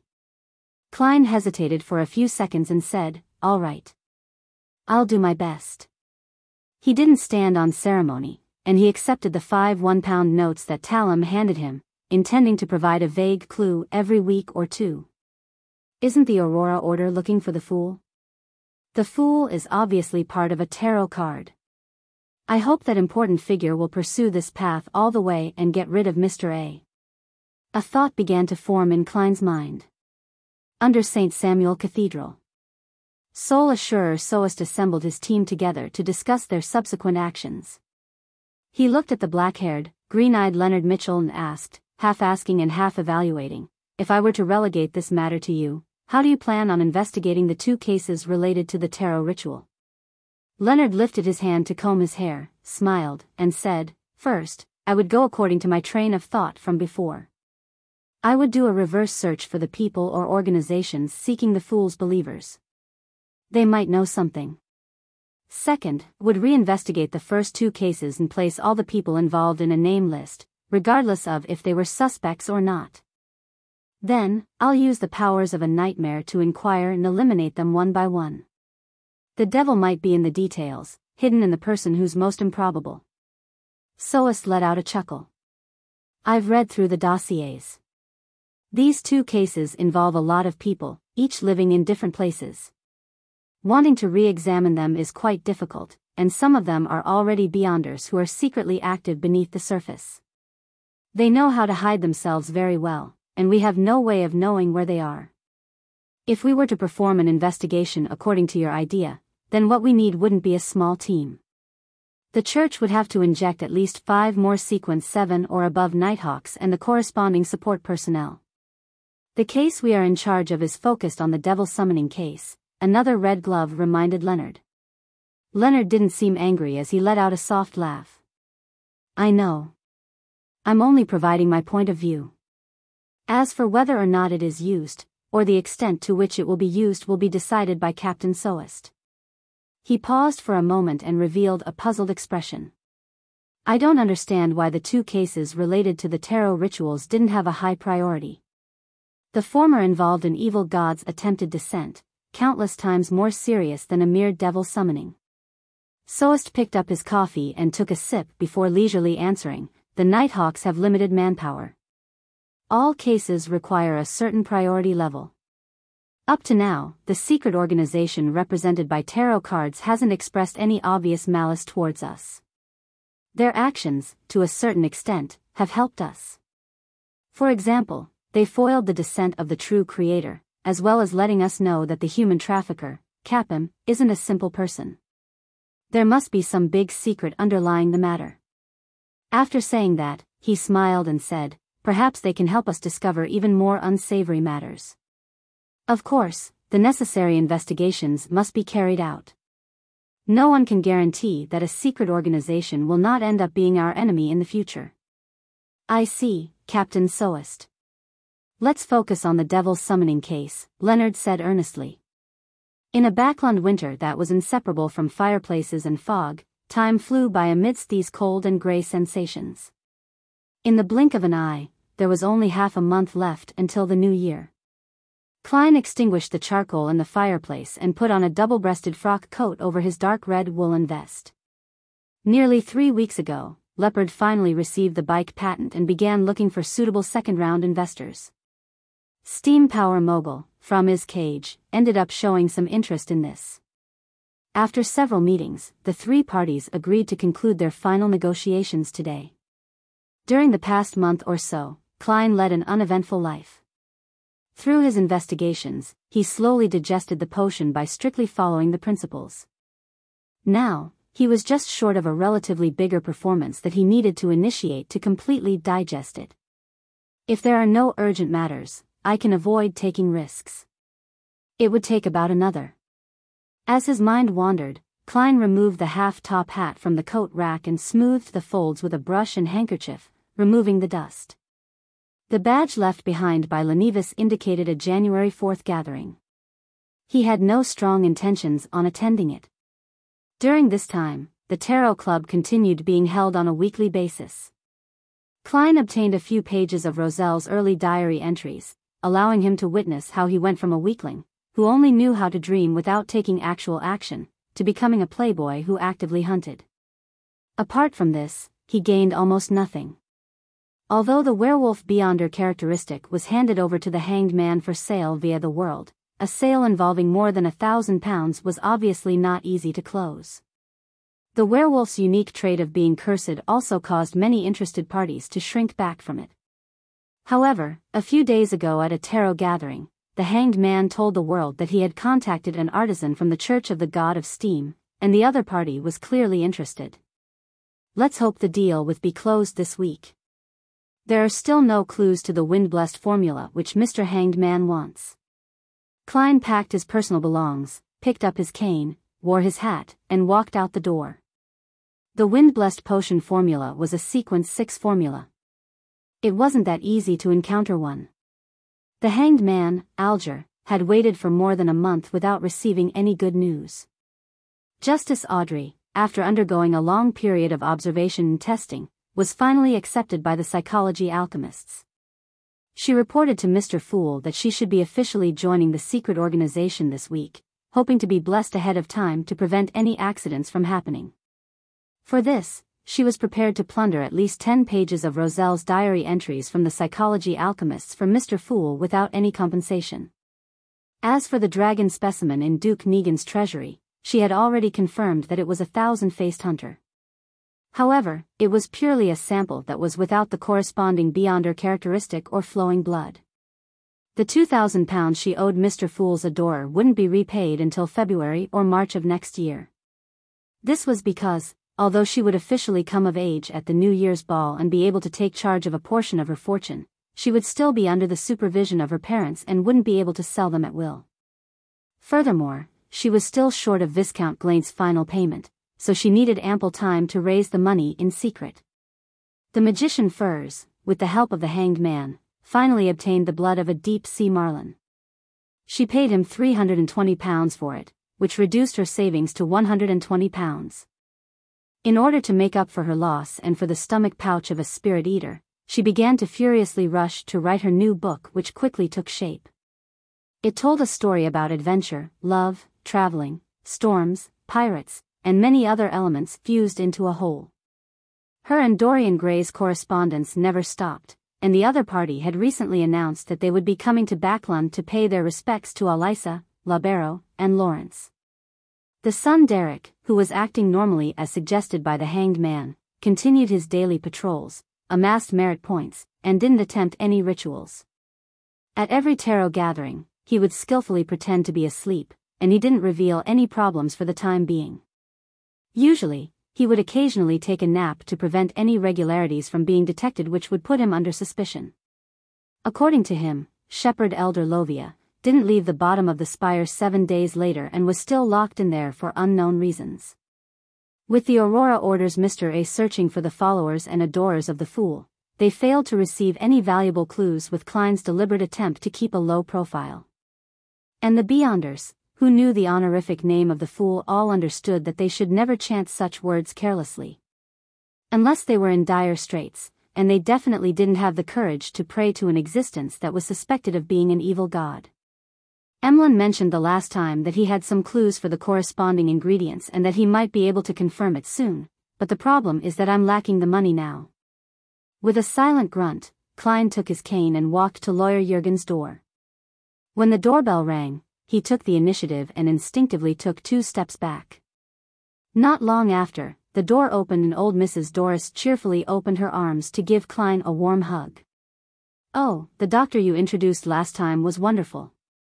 My body hasn't been this healthy for almost 10 years. Doris, seeing that the detective was standing far away, could only fold her arms and express her delight and feelings in words.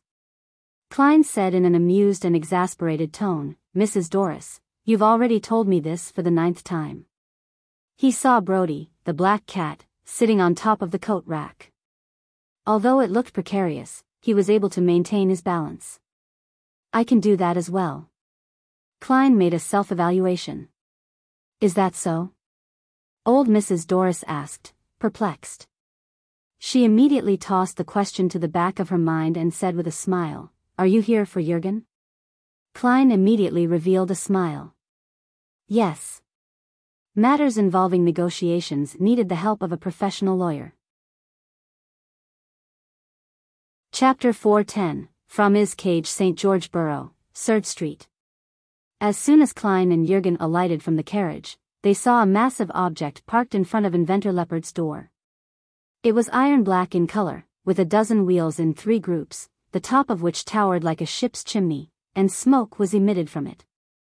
It was a steam engine that Klein had seen in magazines and on the streets, often described by the public as an ironclad warship with a rather exaggerated body. If the streets that hadn't been built or rebuilt in the last 20 or 30 years, then it would have filled the roads and left no room for horse carriages. Therefore, transportation vehicle such as this could only be seen in certain areas and places. At this moment, the heavy glass window and door of the car opened, and 2 figures stepped out. One of them was the steam power mogul, Framis Cage, whom Klein had met before. A quarter of his blood was of the Fasak Empire, and he had pale blue eyes and a tall, but bulging build. He had a pipe in his mouth.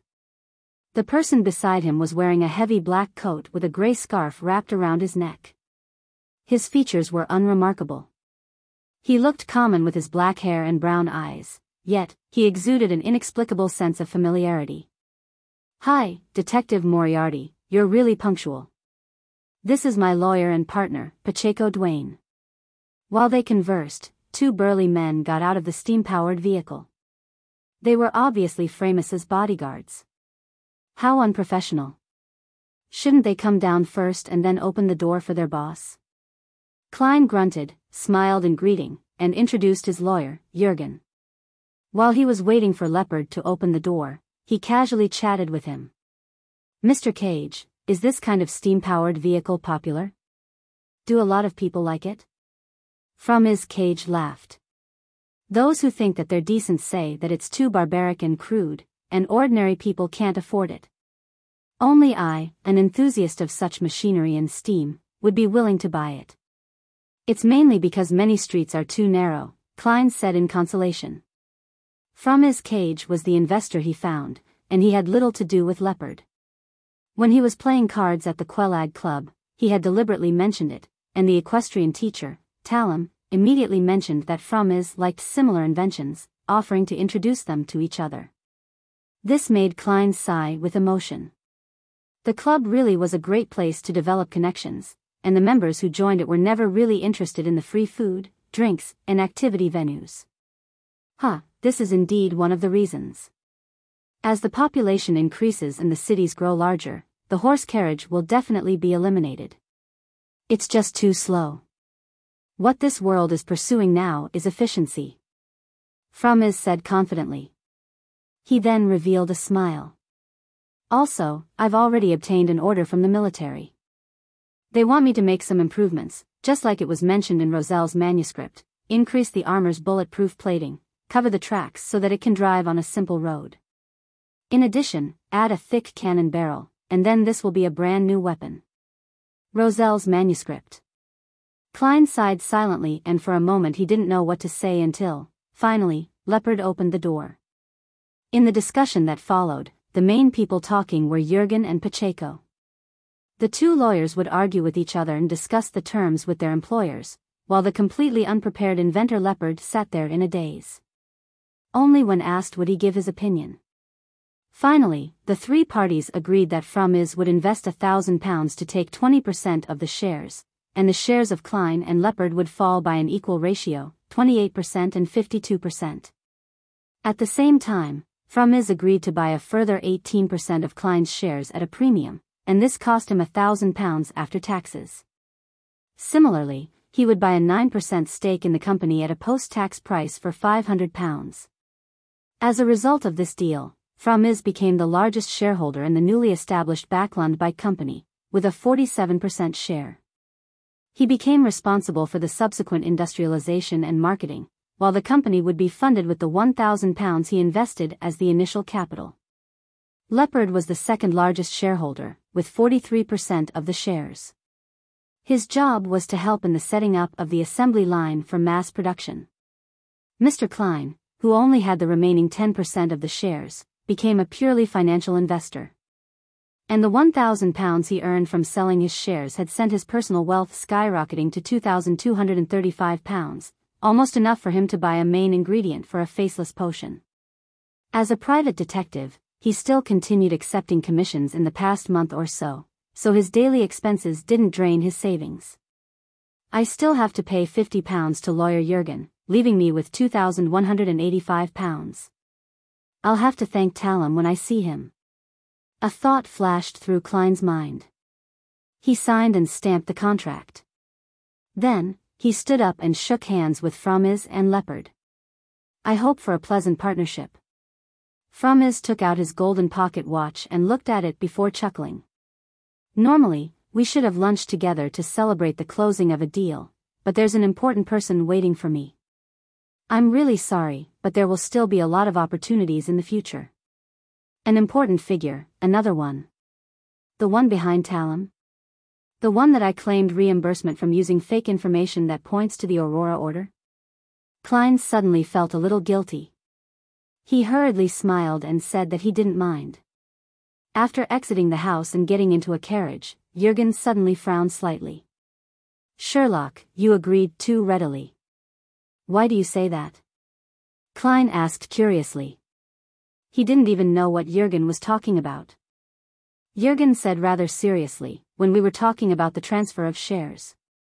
Based on your description, and on Framis's performance, I can imagine a bright market prospect for bikes. Although it's just an invention at the moment, deflating the overall valuation, you should have kept more shares even though £5,000 is a good price. That way you can get better returns in the future. I thought you were only going to sell 8% and have the confidence to haggle for £500, but you actually agreed to 18%. Even if it were only £500, you would have made a several-fold return on the investment. You shouldn't have been in such a hurry. Because I'm in need of money. However, I did agree very readily without any hesitation. It was a huge transaction, so that does seem rather abnormal for me. As Klein thought back to the scene from before, he began to have some doubts deep down. Was I unconsciously influenced by Framis or that lawyer Pacheco? One of them is a beyonder, Fortunately, the price was fairly reasonable. As he pondered over the matter, Klein said to Jürgen, who was waiting for an answer, "The new year is coming soon." He had no idea how to explain it, so he randomly chose an opening. If the other party was a smart person, then they would go along with the opening and perfect the explanation with their own reasoning. There was no need for Klein to describe it any further. Of course, this was a move aimed at smart people. Ordinary people would end up pressing, so, or, what exactly happened? Lawyer Jürgen was obviously a smart man. Noticing Klein's brief silence, he nodded and said, "I understand." "What do you understand?" "I haven't even thought of what to say." Klein pointed to the steam metro station in front of them and said, "I'm getting off here. I need to meet an informant." As the steam-powered vehicle roared forward, Framis, who was sitting in the front row, wound down the window and blew out a ring of smoke. He said to the inconspicuous lawyer Pacheco, "Did you use your powers just now?" "It was passively triggered," Pacheco said with a smile. "My powers aren't suitable for such situations. I prefer to face government or enterprise employees." Framis nodded slightly. "I just wanted to remind you. There's no need to use your powers in such situations. Do not let this affect what matters most." "I understand," Pacheco replied in a low voice. Eastborough, in a cheap coffee shop. When Klein arrived, old Kohler was already waiting for him. He removed his scarf, took off his hat, sat down across him, fished out a stack of one-solly notes, and handed it to him. "For next week's expenses and a bonus for the information you provided me the last time. That's a total of £1. He was recently very generous with giving bonuses since he had already found a person to claim them from. Old Kohler, whose face was clearly ruddier than before, received the cash, feeling a little embarrassed. "The information I gave you previously didn't seem to be that important." "No, the importance depends on who wields it. There are a lot of things that you might find trivial, but it's how other people earn their money," Klein explained with a laugh. "What happened this week?" Old Kohler took the stack of bills and stuffed it into his pocket. He said thoughtfully, "Just like before, many people are still looking for the believers of the fool." "Huh, how could anyone believe in the fool? That isn't a good name." The corners of Klein's mouth slightly twitched. "Are they making progress? The Aurora Order is really persistent." Klein thought helplessly. "No, there's no such person." Old Kohler shook his head and then said, "There are a few people organizing strikes recently. They came to me a few times, claiming that they will be fighting for reasonable working hours and salaries. It's a very normal thing in this era, but it can lead to quite serious consequences." Klein thoughtfully said, "Pay attention to the organizers of this matter. But don't be too anxious. Safety first." "All right." Old Kohler cleared his throat and said, "There have been a lot of gangsters and bounty hunters looking for a person these days. I don't know why, but I believe someone has offered a bounty." "Who are they looking for?" Feeling the cold, Klein took a sip of his coffee. The warm liquid ran down his esophagus and warmed his belly. Old Kohler thought for a moment and said, "A man named Isaac Eggers." "Isaac Eggers? Isaac Eggers?" Klein looked up from his coffee cup and stared straight at old Kohler, who was sitting across him. "Isn't that Mr. Isaac's full name? Why would someone suddenly offer a bounty for him? Zangwill?" Relying on his clown powers, Klein feigned indifference as he asked, "Did it say what kind of person he was?" Old Kohler recalled and said, "He seems to be of Balaam lineage and was once a university lecturer." Chapter 411. Coming in Throngs seems to be of Balaam lineage, a university lecturer. It really is Mr. Isaac, not someone sharing the same name. Using the information provided by Old Kohler, Klein basically confirmed that the person the bounty was aimed at was the suspected descendant of death, Isaac. Here lies the problem. Who or what organization is looking for Mr. Isaac? The numinous episcopate whose ultimate goal is to revive death? Zangwill who likes to play the mastermind behind the scenes? It's unlikely to be the latter. Zangwill has sealed artifact 0-08, which allows a target to act according to his descriptions, and through a series of coincidences, he can achieve his desired objective. There's no need at all for him to use the gangs and bounty hunters to find Mr. Azek. Wait, what if this is actually an arrangement by sealed artifact 0-08?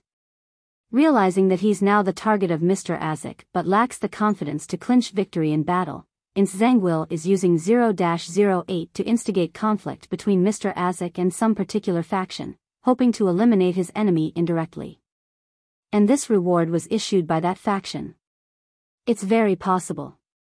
However, I can't rule out the numinous episcopate. To get revenge, Mr. Azek might have made contact with them. However, there were major differences between the two parties regarding the resurrection of death, which eventually led to a falling out. Klein instantly thought of two possibilities and the corresponding reasons. He took a sip of his coffee and said to Old Kohler, "Help me find out who issued this bounty and its exact price. If it's appropriate, I'll take note of it while I'm at it." "No problem." Old Kohler didn't feel that anything was amiss with Klein's request. From a certain perspective, there were no essential differences between a private detective and a bounty hunter. The only difference was that the former would involve themselves in trivial matters such as catching adulterers in the act, finding cats, and helping others walk dogs, while they tended to use the powers of deduction more than brute force. When Old Kohler finished describing what he had seen and heard, Klein briefly taught him some of the tricks of leading a conversation based on the Nighthawk's curriculum, as well as the contingency plans for specific scenarios. "It's time for me to go to the docks. Thank you, Detective Moriarty, for allowing me to lead a good life once again." Old Kohler picked up the old, worn-out hat on the table and thanked him sincerely. The detective, in his view, not only provided him with a well-paid job, but he also taught him many useful things. Even if the detective no longer needed him as an informant, the skills he learned would allow him to barely survive in East Borough, especially since he was growing older and less capable of laborious work. A good life? In my opinion, what you have now is the basics of what a person should have. After watching Old Kohler walk out the cheap coffee house, Klein sat there in a daze. This was the first time that he had heard a friend's name from someone else since his arrival in Backlund, and it was also the first time that he might have grasped Zangwil's whereabouts. For the past 3 months, Klein's main goal had been to digest the potion and enhance himself, especially after he killed Lenevis. That was because he knew very well that he and Zangwil, who was most likely a high-sequence beyonder, had an unbridgeable gap. He couldn't be impatient for revenge, especially when it came to the chilling sealed artifact 0-08. He didn't even have the intention to approach and investigate it. Scenes from the Blackthorn Security Company in Tingen replayed themselves in Klein's mind, and those bright polished shoes clearly appeared before his eyes. Raising his head and slowly letting out a breath, Klein took his scarf and hat and walked out of the cheap coffee shop. Hillston Borough, outside a rather old building. Klein got off the carriage, pressed his hat, and went straight to the door. It was Isengard Stanton's house. The great detective had written to Klein a few days ago, inviting him to come over to discuss a murder case. Mr. Klein, who has been busy with the financing of the bike project, tactfully replied that he had no time to spare as a form of rejection. To his surprise, Isengard Stanton didn't seem to mind and said that the case had hit a brick wall, making it unlikely that there would be any breakthroughs anytime soon. He was very willing to wait for Detective Sherlock Moriarty's visit and expressed how he looked forward to an exchange that ignited sparks of wisdom. As such, Klein could only first divine a suitable date for the visit, picking the closest date after the negotiations, which happened to be this afternoon. With that, he wrote back and fixed an appointment.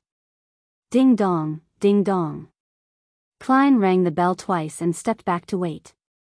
More than 10 seconds later, the door creaked open, and the assistant of the great detective, Isengard, said with a smile, "Good afternoon, Detective Moriarty. Mr. Stanton is waiting for you in the activity room. Would you like coffee or tea?" The assistant was thin and wore gold-rimmed glasses. He looked both refined and professional. Klein looked up at him and said, "Tea. Be sparing on the lemon slices." "No problem." The assistant led Klein into the living room, pointed to the activity room and said, "Sorry, our servants are only temporary, and they just happen to be on their day off today, so I can only trouble you to go over alone." Klein nodded and walked towards the activity room on the first floor. As he lifted his hand to knock on the door, he suddenly felt that something was amiss. "I arranged a visit with Mr. Stanton a few days in advance. Why would I chance upon the temporary servant's day off?" Klein's eyes narrowed, and he pulled out a copper penny. At this moment, the door to the activity room opened due to the knock, producing a tiny crack. In the blink of an eye, as if some seal was lifted, the strong smell of fresh blood poured out and overwhelmed Klein's nose. From what he could see, the reclining chair in the activity room was overturned and was stained with dark red blood. A book lay beside it, its cover facing up. With just that one glance, Klein felt as if he was seeing a murder scene. The name of the book caught his eye, The Devil's Legend of Civilausborough. Devil. Klein was about to make a move when a strong wind suddenly blew in the activity room, quickly pulling the door back. Creak. Klein clearly saw the entire interior of the activity room. The charcoal in the fireplace had long since burned out, and there was no longer any red embers glowing. The coffee table, the sofa, the chairs, the cupboard, and other items had either fallen or shattered. It appeared as if he witnessed an intense battle. There was a lot of blood on the carpet and walls, and a lot of scorch marks, but there was no sign of a body at the scene, not even a stump limb. Something happened to Detective Stanton? Klein suddenly took a step back, intending to first leave the place. However, almost at the same time, he felt someone lock onto him. Someone was staring at him with a cold and merciless gaze from an unknown location. The moment he made a mistake in his response, he would immediately be met with a fatal blow. How can this be a suitable day to visit Isengard Stanton? Was my interpretation of the revelation wrong? Klein didn't dare to act rashly. However, he was neither too nervous or flustered. Having experienced many battles and performances, he knew that he needed to stay calm during such moments. Tap, tap, tap. Isengard Stanton's assistant walked over with a tray. On the tray was a tin teapot and 2 white porcelain cups. The assistant froze in place when he saw the scene in the activity room. He looked at Klein, his face suddenly filled with fear as he stuttered, "You killed Mr. Stanton." Every time he said a word, a piece of flesh fell from his face as blood gushed out. After he finished speaking, his body was torn to shreds, turning into a dismembered corpse. It was as if he had always been in that state, with everything preceding this being him in a state where he was stitched up. Clang. Crack. The tin pot and white porcelain cup hit the ground at the same time, rolling or splashing, and the tea water quickly soaked the area. Klein didn't move as he stood there watching everything that had happened. This was because he still felt like he was being watched. The person who had caused this series of events appeared to be waiting for him to make a move before leaping onto his back and snapping his neck. After an unknown period of time, in a silent and eerie stalemate, Klein saw the door to Isengard Stanton's house open up as a group of policemen in black and white checkered uniforms stormed in.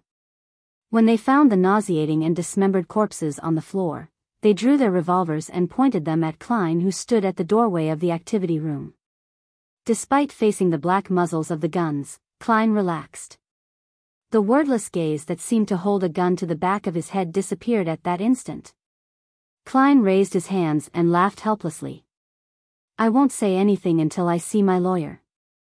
Backlund's Chisak police station.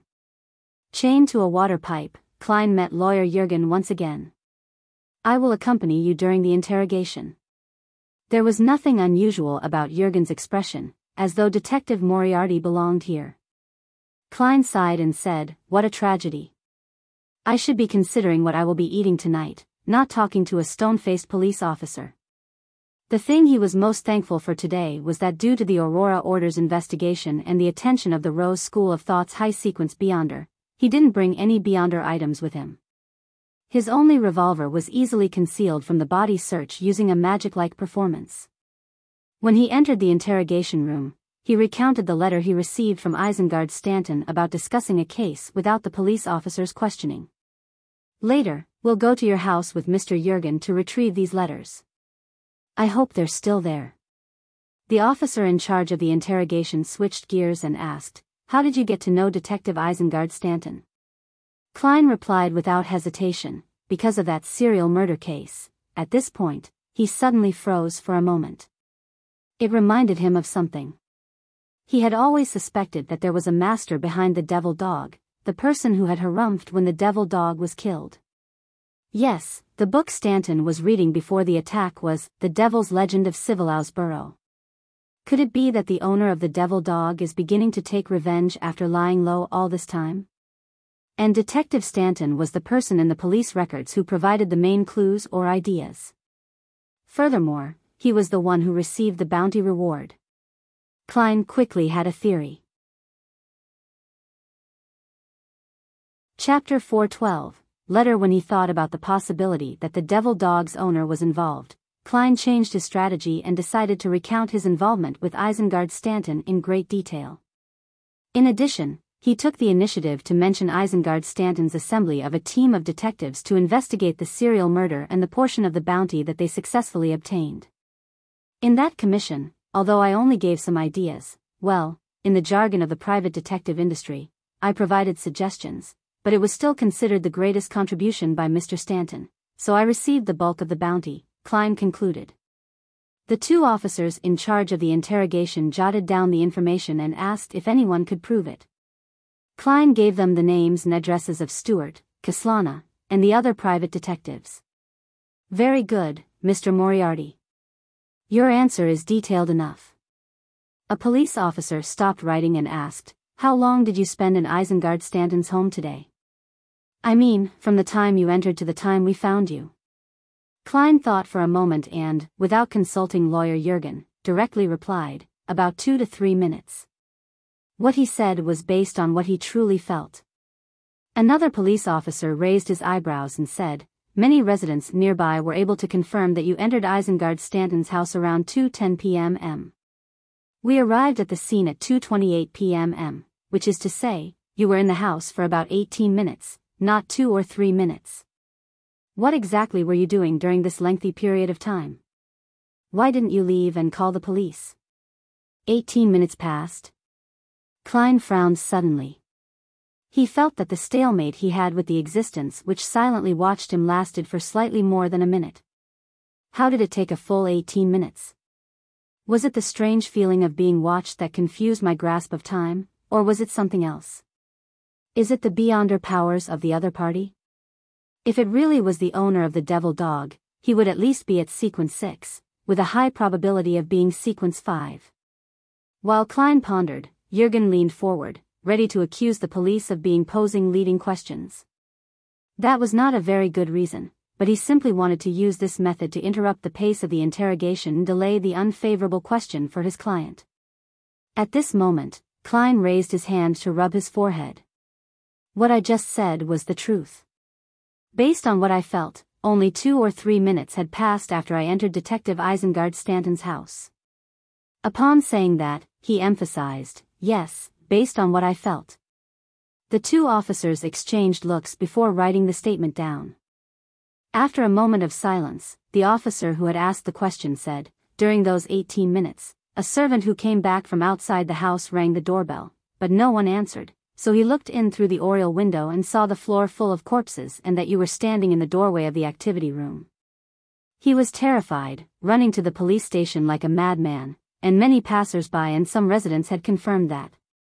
Klein ignored the look in lawyer Jurgen's eyes and shook his head. I didn't hear the doorbell. The two officers exchanged looks again, but they made no comment. All they did was jot down what was said. They asked questions about other details, and Klein, who had done nothing and was free from guilt, answered every question truthfully. At the end, he couldn't help but ask, did you find Detective Isengard Stanton? It didn't seem like the activity room had a corpse. He's likely to be still alive, right? A police officer used a pen to tap on the table and said, that's one of the things we're wondering about. Only the activity room in the house had signs of fighting, and the windows were closed, and they hadn't been opened for days. As you know, it's very normal to do so during Backlund's autumn and winter seasons.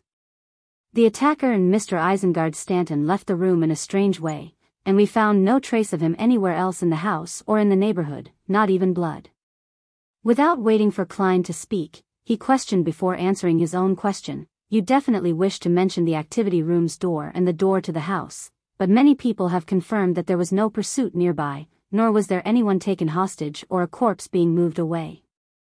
Maybe it really happened in the middle of the night? Maybe they were able to go through walls? Klein silently offered other possibilities in his mind, and he silently prayed. May the goddess bless Detective Isengard Stanton and that he escaped the disaster. The Evernight goddess was the empress of disaster and horror. When the interrogation was over, Klein was remanded in a small room, and the police sent someone to pick up the letter as evidence with lawyer Jürgen at 15 Minsk Street. It wasn't until the evening that Klein was finally admitted bail, posting a sum of £50. It's much more expensive than the last time. It's difficult for the average private detective to produce that much cash in a short period of time. After leaving the Chisak police station, Klein pulled up the collar of his tweed coat and complained to Jürgen. Jürgen still wore a professional and staid expression. The situation was favorable towards you the last time, but this time, much of the evidence points to you. He stopped a rental carriage, turned his head to the side, and looked at Klein. Sherlock, I'm your lawyer. Before you answer the policeman's questions, it's best that you communicate with me, even if it's just sending me a look. Do not speak carelessly even if you feel that there are no problems. Ordinary people who haven't been trained will easily say things that trip them up. I'm used to fabricating my own stories and solving my own problems. Klein recalled what had just happened and gave a hollow laugh. Okay, I will keep that in mind. Without another word, Jürgen boarded the carriage. Klein sat down across him and thought about Detective Isengard Stanton's attack. As he was thinking, he suddenly heard the rumbling sound of his stomach. It's already past my normal dinner time. Klein took out his gold pocket watch and opened it. He didn't want to waste any more energy preparing food, so he began to think about which restaurant was worth looking forward to. At that moment, Jürgen raised his eyelids and said, I've asked my grandmother to prepare dinner for 3. How can I impose on you? Klein was startled for a moment before he laughed. Mrs. Doris's cooking skills are always something to look forward to. By the time they got back to Minsk Street in Sherwood Borough, the sky was completely dark and the street lamps were even brighter than the indistinct red moon in the sky. After having dinner at the Jürgen's house and having fun with the cat, Klein strolled back to Unit 15 in the cold, damp air. He habitually rummaged through the letterbox and pulled out a copy of the Backlund Evening News that had just arrived. Klein opened the door with the newspaper in hand, and just as he put the cane away, he realized something was wrong. His spiritual intuition as a seer told him that a stranger had entered his house. Was it the police who came to collect the evidence? Klein looked around warily and suddenly saw a letter on the coffee table. There should have only been newspapers sitting there. Klein entered the living room warily, in preparation for an attack. He moved closer to the coffee table, and during the entire process, the surroundings were completely silent without the slightest abnormality. Glancing down at the letter, Klein first took out a pair of black gloves and wore them before opening the letter. There was a thin piece of paper inside the envelope. After unfolding it, a dark red color was immediately reflected in Klein's eyes, and the faint smell of blood lingered around his nose. Words were written on the piece of paper with coagulated blood, all of you will die. Is it really the owner of the devil dog? Is he taking revenge on the people who caused his subordinate's death? This is truly a case of bullying the weak and fearing the strong. Why not directly find the Nighthawks responsible for the cleanup operation? Klein's heart tightened, and many thoughts flashed through his mind. But he quickly dismissed his complaint. It was very normal to exact vengeance on the person that one could handle. Just like his past few months in Backlund, he had never thought of finding Ensangwil, but he never gave up his pursuit of Lenevis. After looking around again, Klein gradually found that this matter was a little confusing. Isn't he afraid of being caught by the official Beyonders by using such an ostentatious method to exact revenge? Is this the acting requirement for his potion? Or, rather, because Detective Isengard Stanton escaped, he knows that he can't get rid of his targets in secret, so he can only switch his methods. But what's the reason behind this method? Also, when I was at Detective Stanton's house, he was clearly watching me. Why didn't he make a move? Was he apprehensive towards an ordinary private detective like me? No, impossible. Does he know that I'm a Beyonder? Possible. Due to the side effect of me getting lost due to the master key, I had met with the devil dog. It saw my body and how I looked like. Although I was disguised, I can't be certain that a devil can see through it. Perhaps, after that incident, it was able to present the scene to its owner in some way.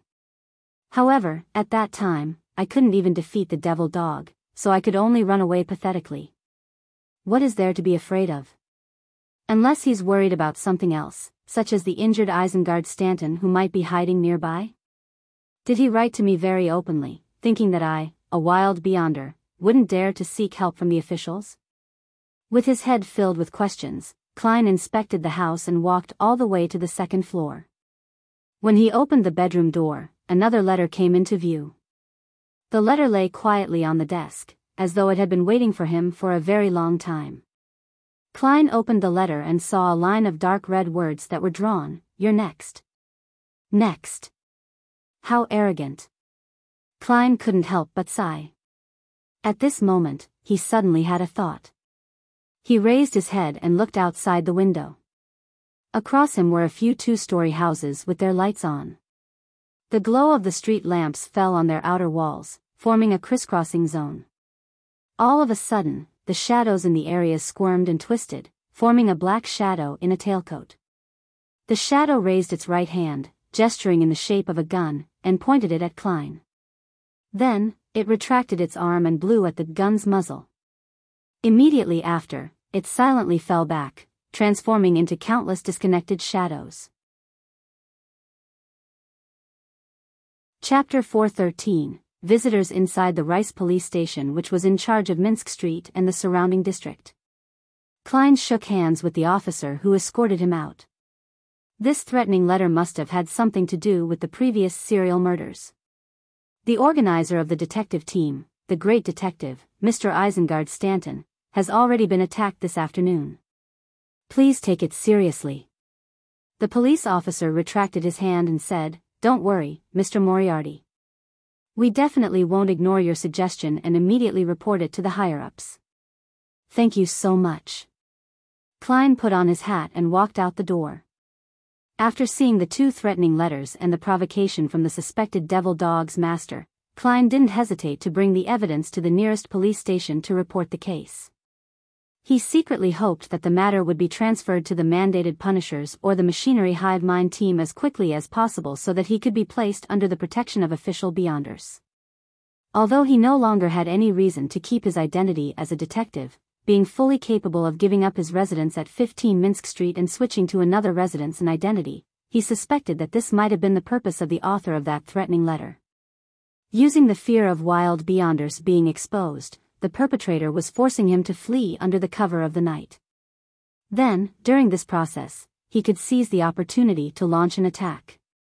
Actually, it's quite a suitable time to attack me while I was heading over to the police station to report the incident. It's the same as when I was at home. That fellow has other plans. Confused and wary, Klein returned to Minsk Street. As soon as he got out of the carriage, he saw a figure loitering in front of his house with the help of the street lamps amid the drizzle. Klein's heart skipped a beat, but he immediately relaxed as he recognized the visitor. It was Stewart, a slim private detective with a medium build, who adored him. "I can't be careless. What if the subsequent sequences of Devil has a power similar to Faceless?" Klein gripped his cane tight and slowly approached, then he gave a probing shout. Detective Stewart abruptly turned his head and nervously said, "Mr. Moriarty, I received a threatening letter. It said, 'All of you will die.' You received it as well?" Klein blurted out in surprise while also finding it understandable. Stewart was also one of the detectives that Isengard Stanton had gathered for the investigation of the serial murders. Stewart's eyes widened abruptly. You received it too? Yes. Klein nodded seriously. More than one actually, he added silently. What should I do? I first went to visit Mr. Stanton, but I heard that he was attacked, so I immediately came to you. Oh, thank God for his blessings. I was about to leave. Stewart blurted out. Klein pointed to the door. Let's talk inside. After entering the living room, Klein excused himself to the bathroom and hurriedly went above the gray fog to perform 2 divinations. First, it was to confirm that the person was Stewart. And second, if there was any relatively serious danger that night. He received a revelation confirming both. In other words, Stewart wasn't the enemy in disguise, and it would be a night of considerable danger. Of course, that danger might not happen right in front of Klein, but someone might be wiped out in secret. That was the limitation of divination. All he could receive was a revelation of a certain degree, not the entire answer. He was unable to get a precise answer. Furthermore, the limitations in mysticism couldn't be solved by techniques such as exclusion or dichotomy. Returning to the real world, Klein pressed the mechanical button of the toilet bowl, and in the midst of the splashing water, he washed his hands and opened the door. Stewart, would you like coffee or tea? Klein asked in a completely composed manner. Stewart stood up and shook his head. No, we should discuss the problem first. Although I've received many threatening letters in the past, none of them can be compared to what I received today. He must have written them using fresh blood. My intuition tells me that he'll definitely take action, and that he has the ability to do so. By the way, Mr. Stanton was attacked by that same person, wasn't he? I think so, Klein said stoically before sitting down. This likely has something to do with the previous serial murders. The common thing that you, me, and Mr. Stanton share in common is that case. Stewart's reaction is a little too extreme. Is he spooked out by the attack on Mr. Stanton? At the same time, Klein was carefully observing Stewart. Being infected by his attitude, Stewart calmed down significantly. He sat down again and said while deep in thought, "It seems to be the case." Before he could finish his sentence, tinkling sounds suddenly echoed in the room. Someone had rung the doorbell. Stewart instantly jolted, like a frightened bird. Klein frowned as he looked at him before getting up to head for the door.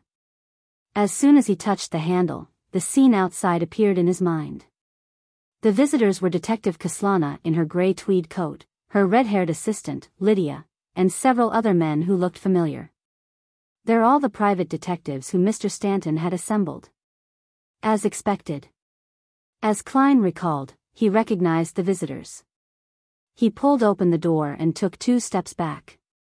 With bushy eyebrows and slightly drooping cheeks, Kaslana looked at Klein and Stewart, who was behind him. Without exchanging pleasantries, she bluntly said, "We've all received the same threatening letter, so I believe you guys did too, right?" "Yes," Klein replied solemnly. Kaslana didn't shy away from exhaling a breath of white mist. "We were all assembled by Mr. Stanton to participate in the investigation of the serial murders. That's the only thing we have in common." "I think so too." Klein pointed inside his house. "Let's talk inside." Watching the 6 private detectives enter, Klein quickly analyzed the intentions of the Devil Dog's master. To stir up such a huge commotion, this will soon attract the attention of the official Beyonder organizations. Who knows, there might be a demigod powerhouse guarding this area, so how would he take his revenge? He's just being provocative, making the military and the Beyonders from the 3 churches send people to protect all these private detectives. With the official Beyonders not daring to be negligent, it will scatter personnel and exhaust them by making them run around. Is all this to take revenge on the main target of the attack from back then? In the process, he might even have a chance to kill some of the official Beyonders. As for the private investigators, he will only take action much later, once their wariness has relaxed. Of course, if probes such as this give an opening, then he definitely wouldn't let it go. To devils who can sense danger ahead of time, this is a method that plays on their strengths. However, the three churches, together with the military and the royal family, have many experts in sealed artifacts. They have no lack of demigods or grade 0 and grade 1 sealed artifacts. Is the master of the devil dog so certain that there are no powers or items that can restrain this strength of his? No, he definitely wouldn't dare. The official powers, especially the Nighthawks, mandated punishers, and machinery hive mind, had been fighting devils for who knows how many years. In the fourth epoch, even in the more ancient third epoch, there was no lack of similar deeds. The master of the devil dog is at most a sequence 5. As long as anything goes wrong, to the point of nothing going wrong, he can be torn apart by a demigod or a terrifying sealed artifact. Why would he still dare to make such attempts? Or it could be said that he's simply toying with the officials and that he wouldn't act, doing it time and time again. Yes, there's another possibility. Using the threatening letter, he's able to get more than half the targets gathered together. Then, using the official Beyonder organization's counterbalancing of each other and the procedural and bureaucratic tendencies, create a time delay.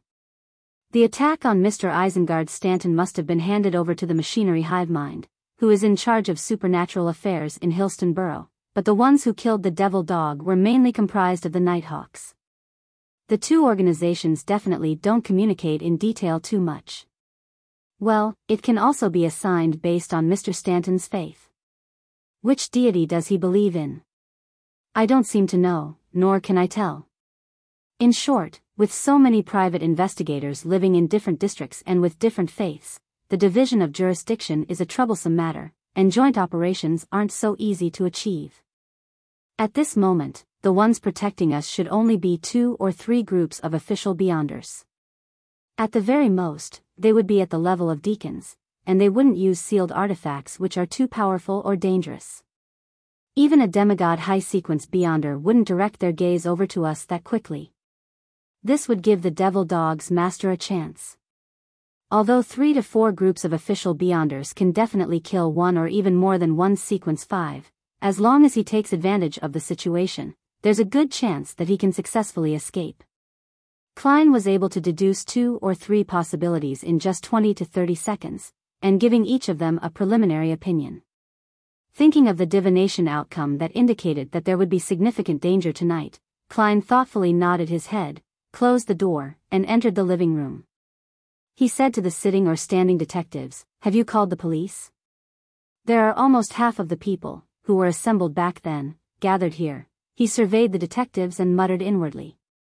Representing the rest, Kaslana replied, "Some have called the police, while others have tried to find Mr. Stanton or familiar friends.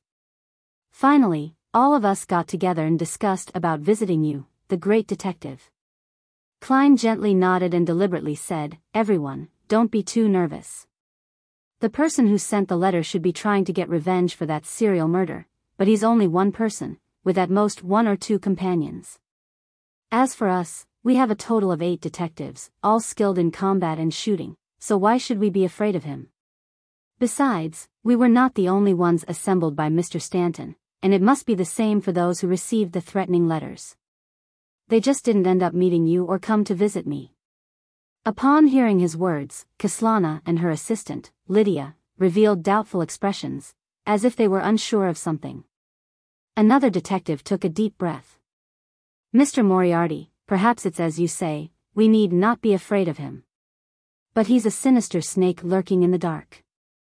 No one knows when he will launch an attack, and no one can guard against it in advance. Furthermore, he might even harm our family members."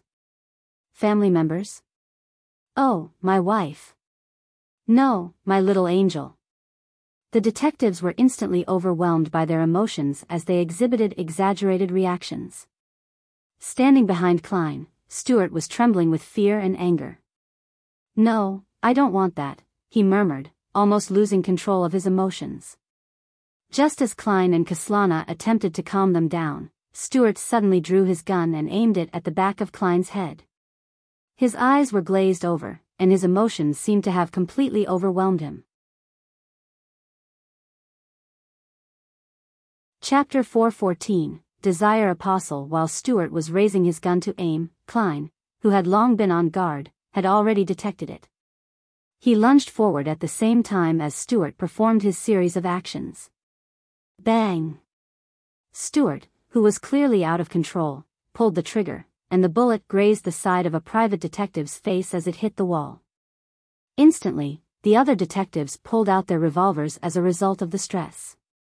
It was as if they were looking at the enemy, turning the scene extremely chaotic. Among them, Stuart and a private detective had flushed faces and bulging veins. Their eyes burned with a mixture of fear and anger, as though they had turned into so-called devils.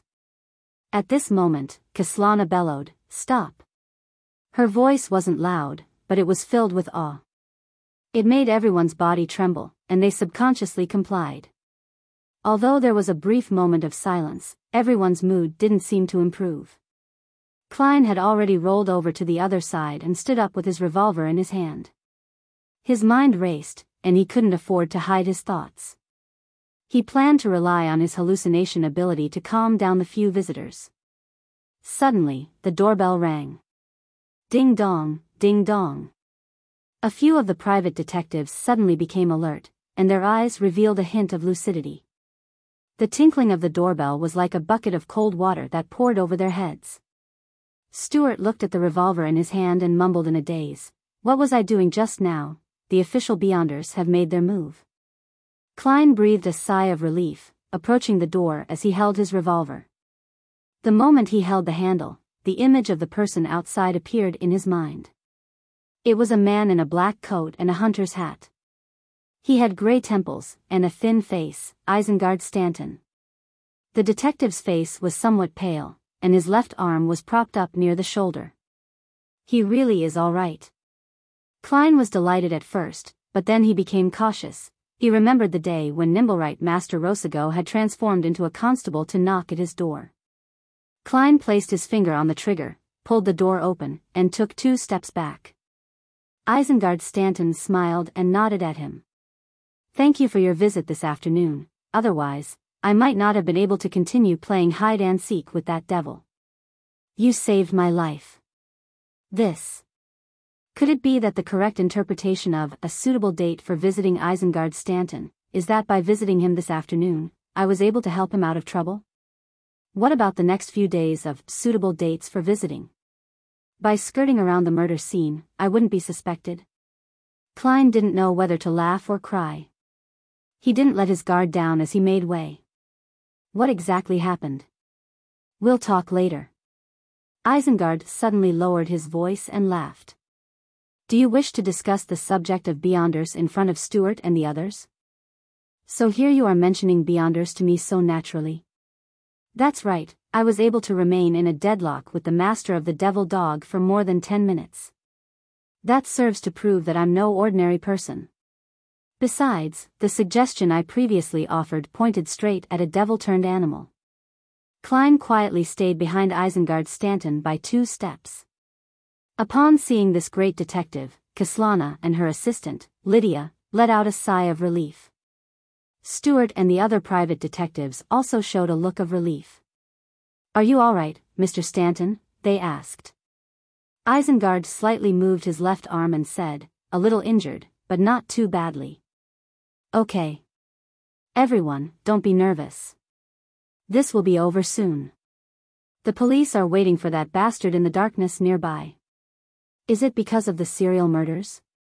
Have you locked onto the suspect? Will he hurt the innocent? The private detectives asked frantically. Isengard pressed his right palm down. Don't worry, I'll tell you in detail in the time to come, but before that, I need to find out a few things from Sherlock and Kaslana. We'll head to the activity room for a few minutes. His accumulated prestige made the detectives sit down without rebutting. Although they were still worried, they no longer had the problem of fretting or suddenly losing control of their emotions. After entering the activity room and closing the wooden door, Klein took a look at the enclosed room and suddenly thought of something. This kind of environment is very suitable for using items like the biological poison bottle. Ahem. Klein cleared his throat, walked across the room, and opened the window. He still didn't relax his wariness against Isengard Stanton, Nor did he believe that Kaslana was absolutely trustworthy. Isengard looked around, directly taking Klein's reclining chair before chuckling. Being old, I still like to sit like this. Sitting on a single sofa, Klein asked again, Mr. Stanton, what exactly happened? Isengard looked at Kaslana, who was standing behind a coffee table, and said, we're all Beyonders, so I won't explain stuff pertaining to general knowledge. Beyonders? Kaslana first looked at Klein, then at Isengard, slightly surprised but not all that shocked. So it turns out that you're also a Beyonder. Why were you stumped by a weak ghost back then and unable to even discover the problem?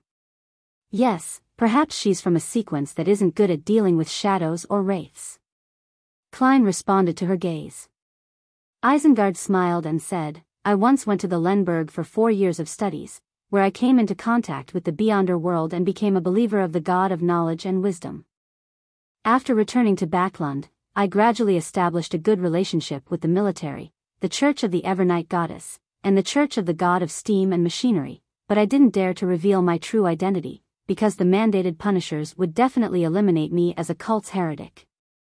On this matter, the other official organizations wouldn't help me directly, because that would be equivalent to starting a war with the Church of the Lord of Storms. As expected of the Tyrant's Church. Tyrant? Klein asked in passing. Isengard took out his pipe, but only sniffed the tobacco. This is what our church internally calls the Lord of the Storms. All right. Let me first return to what happened today. The person who attacked me and delivered threatening letters to you is the master of the serial murderer from before. Heh, you should know that the murderer is a black dog of the devil sequence, especially Sherlock. You were the first to point out that the devil might be an animal. Klein smiled, neither denying nor admitting it. Kaslana also just clasped her hands together, not saying a word. Isengard shook his head and laughed. Don't worry, I'm not an enforcer, but as a believer of the god of knowledge and wisdom, I can't preach in Backlund or officially establish an organization. I can only rely on you and others like you for help. In other words, you can help us take the blame? Klein mocked inwardly. Isengard continued, seeing that they were still not making any admission. The Devil Dog's master is a Sequence 5 expert. Yes, according to what I know, the Devil Pathway's Sequence 5 is Desire Apostle. They can use and control everyone's emotions and desires, enticing them to be corrupted. When facing a Desire Apostle, one mustn't have feelings that are too intense. One mustn't make or exhibit overt desires, otherwise, they'll immediately be remotely controlled by him. Otherwise, a seed might be planted in them or have it catalyze immediately. This will make people exhibit many problems as they gradually become corrupted. They might also lose control of their emotions at a critical moment and be unable to put up any resistance. This is a portion of the Beyonder powers a Desire Apostle has. I have confirmed these aspects from my battle with him. Upon hearing this, Klein suddenly understood one of the reasons why the culprit had sent out threatening letters and made such provocative actions. He wanted to anger us, making our emotions experience violent changes so that he could bury a corruption seed or catalyze our emotions, making it erupt out of control. This would make his follow-up attacks simpler and easier. Fortunately, I'm a Beyonder who has experienced many things. At that time, all I had was vigilance and caution. When Stuart and the others saw the threatening letter, their emotions clearly changed, so the Desire Apostle had planted a seed in them. If we hadn't been able to stabilize them in time, the situation would have become chaotic with the internal strife, giving the surrounding official Beyonders little time to react and thus, giving the Desire Apostle ample opportunity. Back when I was in Isengard Stanton's house, I felt that time moved slowly. Was it a result of the magnification of my sudden increase in vigilance, tension, wariness, and other emotions? Klein thought back and felt lucky. So that's how it is. Kaslana seemed to gain an understanding of many things. Isengard rubbed his temples and said, I was almost manipulated by him, which resulted in my injuries. Afterward, I used a mystical item to play hide and seek in the house.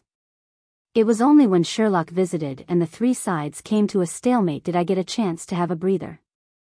My poor assistant was looking forward to returning to Lemberg for Mass on New Year's Day. At this point, he sighed. When the police arrived, I took the opportunity to escape and then used the river to escape the pursuit, Isengard added. He then asked, Sherlock, Kaslana, how do you plan on handling this issue? After a moment of silence, Kaslana said, Mr. Stanton, do you have any suggestions? Isengard said, first, take the protection of the official Beyonders, preventing the Desire Apostle from daring to take action. While this is happening, we should hope that he's quickly caught or killed. If our hopes aren't met, it's impossible that the official Beyonders would allocate people to constantly protect us. Then, we only have two choices. First, it's to change our identity, including our families, and move to a different place with their help. However, no one can guarantee that the Desire Apostle won't discover this. Second, we can directly join a corresponding official organization and become an external member. That way, our identity and place of residence will change as well, but it's much safer. Join a corresponding official organization? The machinery hive mind? Or go to places like Lemberg or Mason to join the Church of the God of Knowledge and Wisdom? Wouldn't I then come to have 3 last names? No, a believer of 3 churches? Klein felt an inexplicable sense of absurdity. He thoughtfully asked for advice. Are there no other solutions? At the same time, there was no change in Kaslana's expression. It was unknown what she was thinking. Isengard Stanton rubbed his pipe and said, yes, that is that we join forces to create an opportunity so that we can quickly find and detain the Desire Apostle. Of course, the perfect outcome would be us killing him directly. Chapter 4:15. The ring. Klein didn't have too big of a response in regards to Isengard Stanton's suggestion.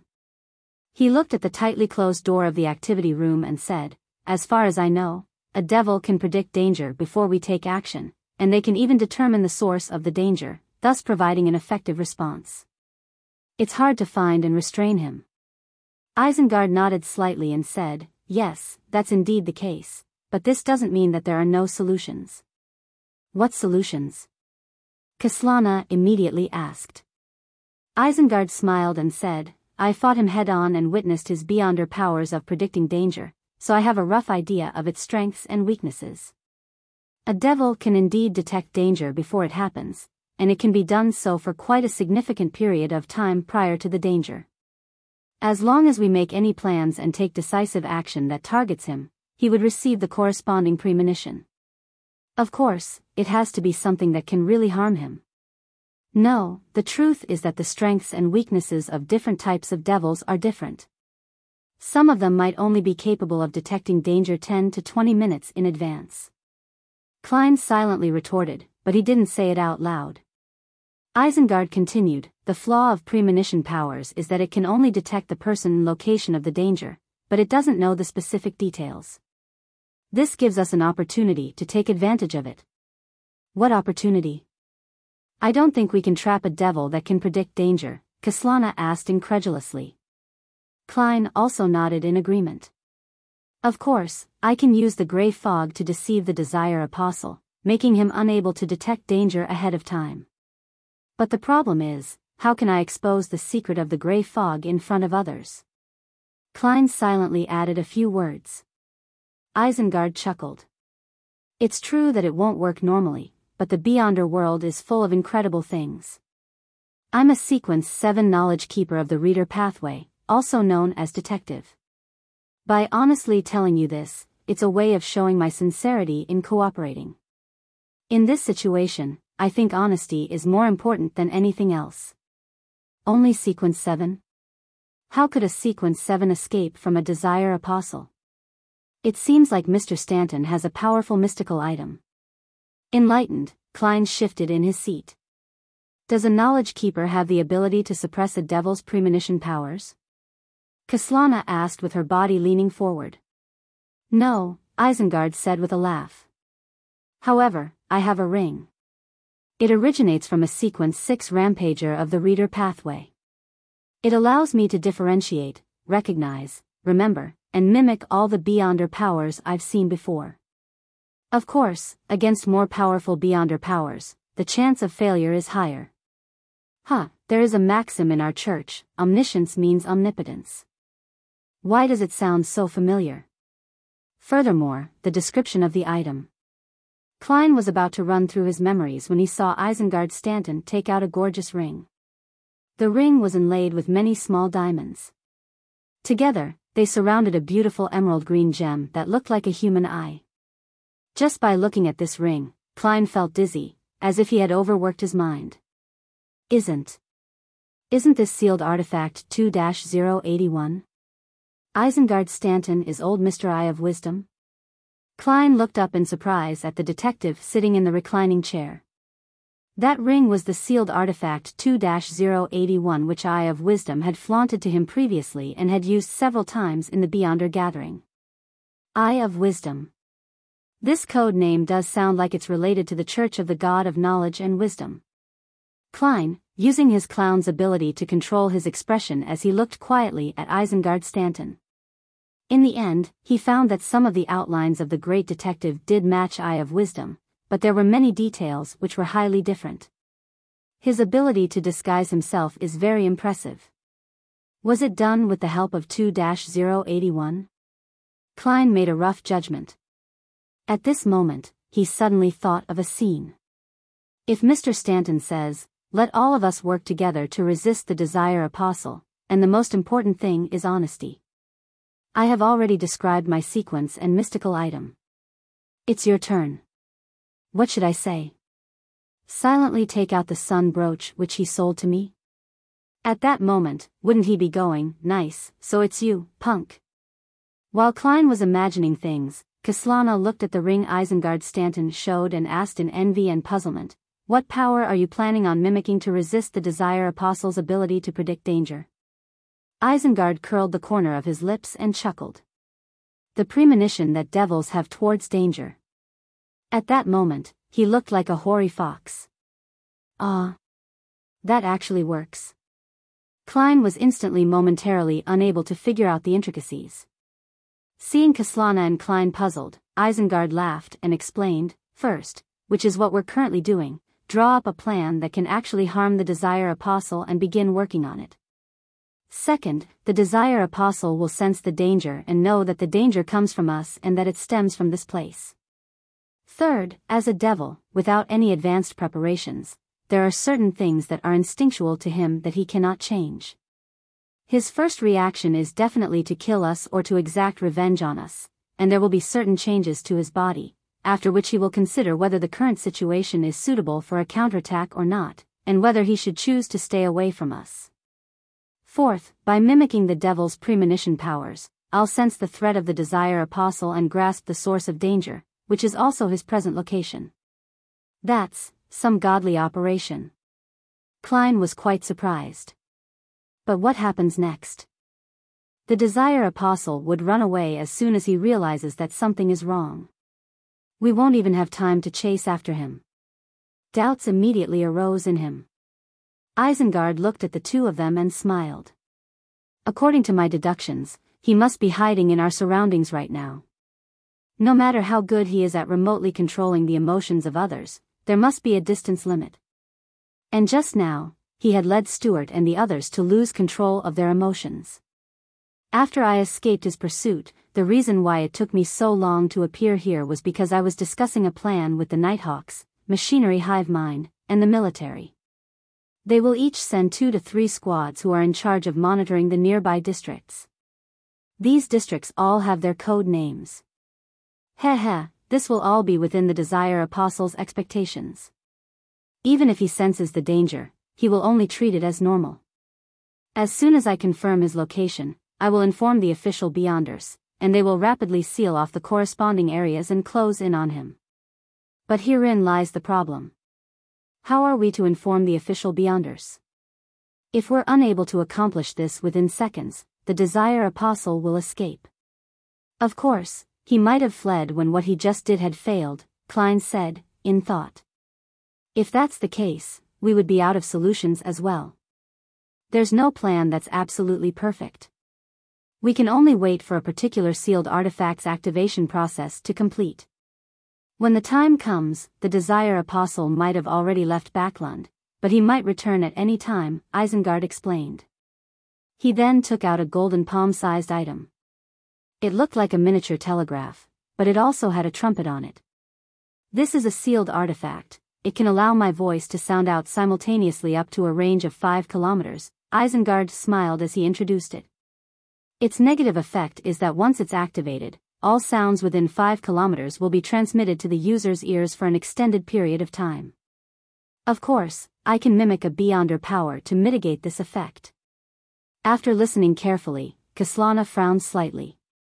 Since there are official Beyonders involved, there doesn't seem to be any need for our cooperation. Isengard carefully put on sealed artifact 2-081 and earnestly said, in order to not alarm the Desire Apostle ahead of time, there's a void of power in the nearby district. If the target is really here, the three of us need to help each other to retain him as best as we can. I have no problem. Klein pondered for a moment before agreeing. Kaslana also nodded and said, Mr. Stanton, there's no need for you to explain so much. After all, we'll cooperate for our own sake. An explanation is part of the plan, and an agreement means that the operation is about to begin. Isengard half closed his eyes. The emerald green gem on the ring of his right hand began to glow with a dark blue light. Suddenly, Isengard Stanton stood up, pointing upwards with a grim expression. He's right here, upstairs. Klein and Kaslana stood up at the same time, one ready to snap a finger and light a match on the second floor to jump up there directly, while the other followed Isengard towards the door. None of them expected the Desire Apostle to be so bold as to remain in the vicinity after the failure of the previous machination, right in 15 Minsk Street. Maybe he was upstairs watching it all with a cold gaze while we were discussing the plan to deal with him. This thought suddenly popped up in Klein's mind. At that moment, he saw Kaslana's eyes suddenly turn red, and her right hand formed a fist as she punched out at Isengard Stanton's back where his heart was. This. Klein's pupils contracted as he instantly came to a realization of many things. The reason why the Desire Apostle didn't flee was because he still had other plans set up. He still had a seed of corruption in someone's heart that he didn't catalyze. That person was none other than Kaslana. One of the only 3 Beyonders here. The reason why the unsuccessful attempt at instigating them was so easily resolved was to let their guard down and wait for the critical moment to make Kaslana lose control of her emotions. The Desire Apostle's biggest target was still Isengard Stanton. How crafty. Klein snapped his fingers, but it was only an air bullet that was fired at Kaslana. At the same time, he shouted, "Be careful." Isengard had a lot of experience too.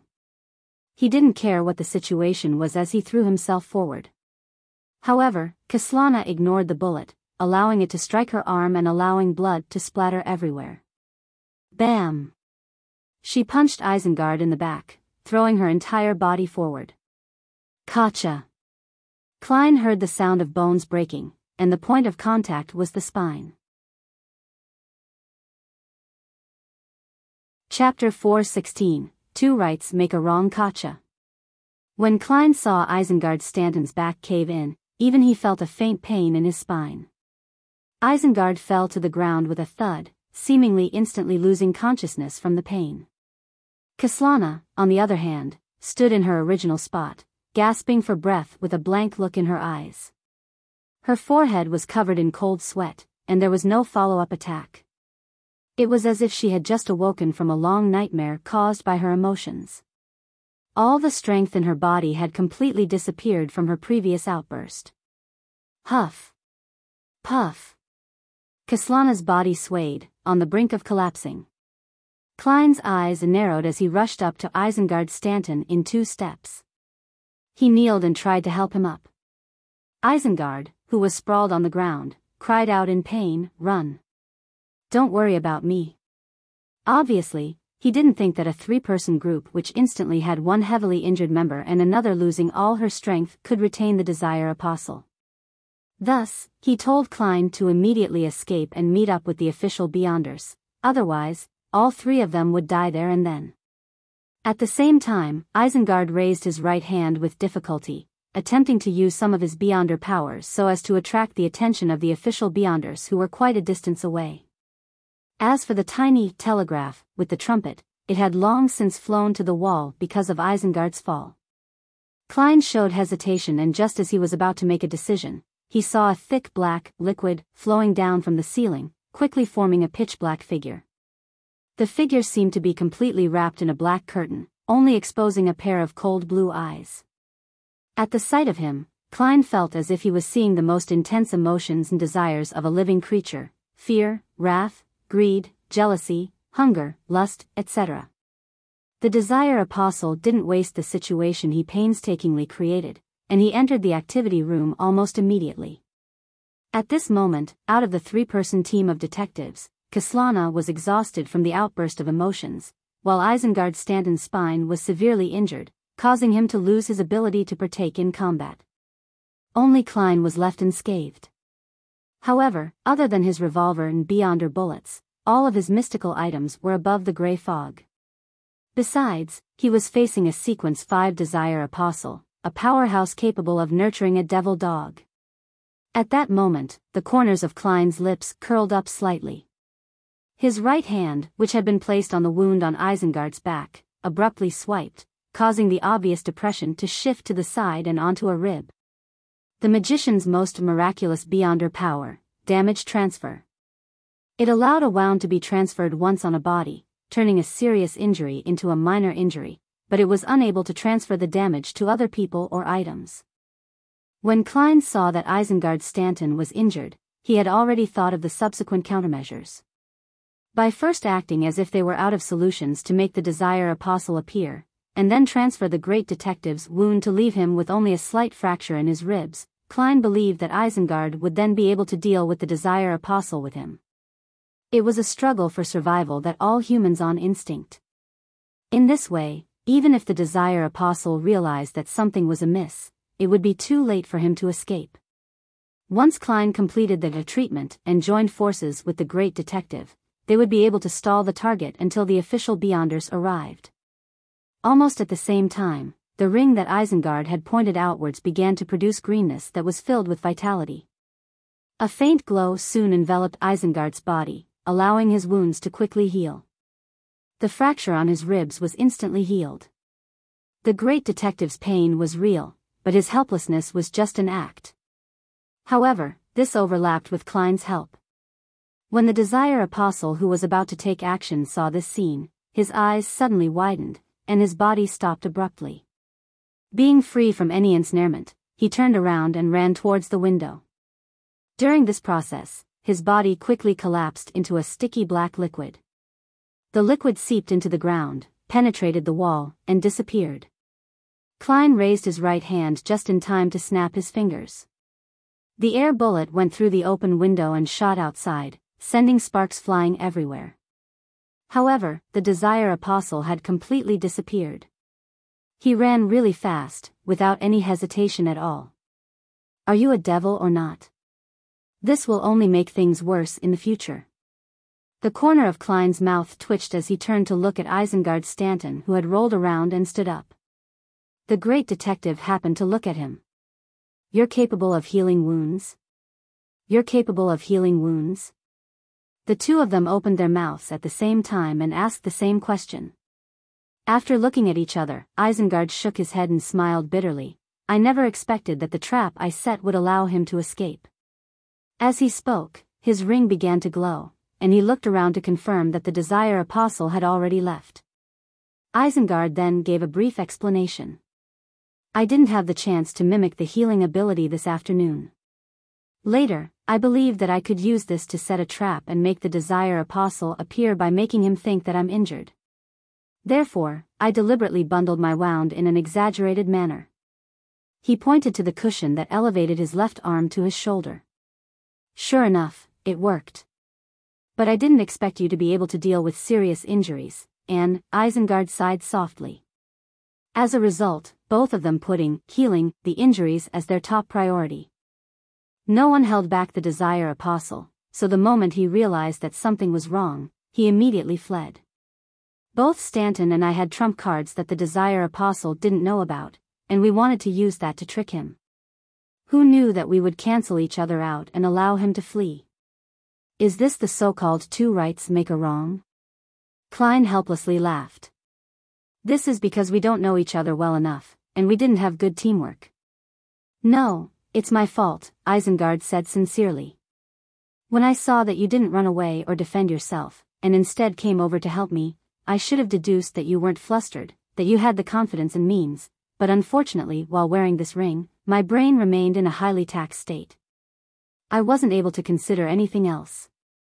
So sealed artifact 2-081 will passively reduce one's intelligence. Klein smiled and said, Mr. Stanton, it's not the time to discuss who's responsible. The Desire Apostle has already fled. We should consider our subsequent actions. Isengard took off his ring and turned to the door of the activity room. The official Beyonders are arriving soon. I'll go outside to calm Stuart and the others. After that, we can come up with a plan. Are you joining me, or do you plan on handling some of your matters? The official Beyonders. Mr. Stanton previously mentioned the Nighthawks, the machinery hive mind, and the military. Please don't be an acquaintance. Yes, my spiritual intuition hasn't warned me, so it's probably not. Mr. Stanton is giving me a chance to clean up and dispose of any sensitive items so that I don't get into trouble with the unfriendly official Beyonders. Many thoughts flashed through Klein's mind as he asked, Mr. Stanton, when you grasped the Desire Apostle's location, where was he? Isengard thought and said, your bedroom. He was sitting in front of your desk. How arrogant. Klein pointed out the door and said, I'll head over there to investigate. I'll see if he left behind any traces. If we can figure out what the Desire Apostle truly looks like, it'll definitely make apprehending him much simpler. I'll leave the rest to you. All right. Isengard moved to the side and helped up the weak Kaslana. Seeing this, Klein suddenly found it amusing. Having discussed so much and made preparations to set up a trap, we still failed to retain the Desire Apostle and ended up in this state. There are always more accidents than preparations. That's why Magician is just a sequence 7. After leaving the room, Klein went straight to the second floor and entered his bedroom. The arrangement inside remained unchanged, and even the distance between the chair and desk was no different from before. However, Klein seemed to see a figure wrapped in a pitch-black liquid. He sat there, looking straight ahead, waiting patiently and calmly for a chance. As expected of a cold-blooded. Klein looked at the glass panes of the oriel window and felt that he could divine if it had reflected something. The devil pathway is good at crime, so it wouldn't be so easy for him to leave clues behind. However, I can try going above the gray fog to give it a try. Klein inspected the area and began to burn some of the mysticism notebooks he wrote in passing. Not long after he finished dealing with the items, he saw a few strangers coming up to the second floor. The leader of the group was a man with a stiff face but a head of frizzled, messy, and stubborn brown hair. In his hand was an ancient silver mirror with strange patterns. On both sides of the mirror there were black gems which were decorated as eyes. Hello, Mr. Moriarty. I am Ecancer Bernard of the Church of the God of Steam and Machinery. Can I inspect this place? Klein immediately nodded and said, no problem. He then politely said, do you need me to follow you and answer any of the questions you might have? All right. Sorry for the trouble. Mr. Stanton has mentioned to me about your situation, Ecancer said with a smile. Several of his team members followed behind him. They treated him differently, some ignoring him, some curious, some filled with hostility. My situation? How exactly did Mr. Stanton introduce me and what story did he make up? As his thoughts raced, Klein followed Ecancer into the bedroom again, while the rest of the official Beyonders paired up, each responsible for a different zone on the second floor. This is where the Desire Apostle sat. Ecancer pointed at the chair in front of the desk. He had clearly asked Isengard Stanton. Yes, Klein answered frankly. Without another word, Ecancer raised the silver mirror and stroked its surface 3 times with his right hand. After a short pause, he said in a deep voice, "Honorable Arrodes, my question is, what did the devil who was previously sitting here look like?" The lights around them suddenly turned dark, as if enshrouded by mist after a rainstorm. A strange aqueous glint appeared on the surface of the silver mirror, forming a scene. A man covered in a sticky black liquid sat on a chair with his back to the window while he faced the bed. Immediately after, the scene changed. The mirror in the corner vaguely reflected the dark shadow's side profile, which was similarly covered by the pitch blackness. But he could vaguely make out an outline. The Desire Apostle had very high cheekbones and a pair of cold-looking blue eyes. Chapter 4:17. Arrodes seeing the scene in the silver mirror, Klein revealed a pensive expression. "This mirror is very powerful, and it even has its own name. It seems to be a living sealed artifact. Such items might not be too harmful, but the difficulty of sealing it is very high. It's seldom used except for special situations. This person named a Cancer Bernard from the machinery hive mind seems to be highly ranked. He should be a deacon, and definitely not a simple one at that. Divination is limited, so the outcome would almost be the same as the results shown by the silver mirror. Even if I were to go above the gray fog, I wouldn't obtain a better result. There's no way to determine the Desire Apostle's appearance. There are countless people in Backlund with high cheekbones and blue eyes." As Klein was in the midst of his thoughts, the scene produced by the silver mirror quickly dispersed. Following that, words in blood red appeared. "Based on the principle of reciprocity, it's my turn to ask the question. If you lie or are unable to answer, you will have to accept an arranged mission by me or suffer a penalty." Klein pricked up his brows when he saw that. Is this some truth or dare mirror? Interesting. The words, which resembled dripping blood, slowly changed into new characters, forming a new sentence. What is Red Light's true name? Red Light? One of the leaders of the Great White Brotherhood? One of the 7 pure lights above the spirit world? Klein thought through it carefully and realized he didn't know the answer. He only knew of Yellow Light, Venathan. Icancer's throat bobbed up and down as sweat gradually appeared on his forehead. After a brief moment of silence, he said in a deep voice, "Nanides." "Wrong." The blood-red words on the mirror changed again. "Mission or penalty?" There was an obvious struggle on Icancer's face. Finally, he breathed out and said, "Penalty." Just as he finished speaking, a streak of silver-white lightning appeared out of nowhere and struck his head. With sizzling sounds, Icancer's hair stood on their ends, and his body collapsed with a thud. Small amounts of black smoke billowed from his body. However, the mirror didn't fall to the ground with him. Instead, it floated by itself and landed on the desk. After 2 seconds, Icancer staggered to his feet and sat there, panting while shaking.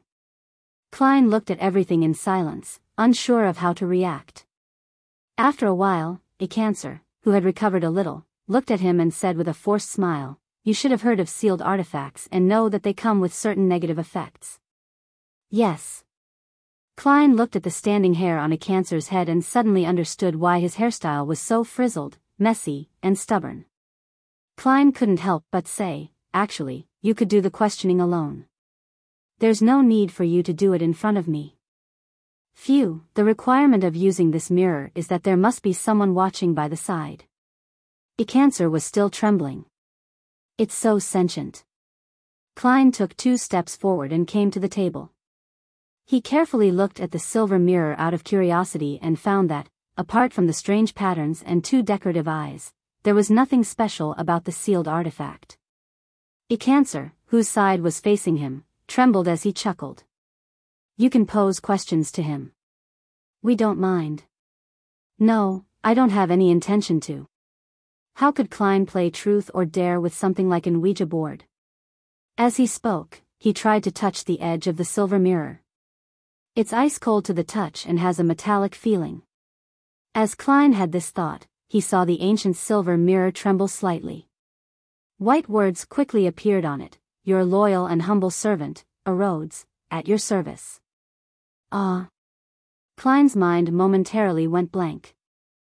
Then, he left the table without any change in expression. What's going on? This mirror was still playing truth or dare with others in a very cold and ruthless manner just a moment ago. How did it become like this in the blink of an eye? Klein was amused and puzzled. He quickly made a guess based on the information he had gathered. The silver mirror knows Red Light's true name, so it seems to be related to the spirit world to a certain extent. And the mysterious space above the gray fog seems to be connected to the spirit world as well. At the very least, when I summon myself, I will be able to see what appears to be the spirit world after passing through the door. Is this mirror named Arrodes able to sense the aura of the gray fog? While these thoughts were flashing through his mind, Klein saw that a cancer had recovered and stood up once again. He grabbed the ancient silver mirror while the other two members in the room also stopped pretending that they hadn't seen anything while they were aimlessly searching the room. After a series of inspections, Klein bade a cancer and company farewell and found Isengard Stanton, who had returned to the activity room.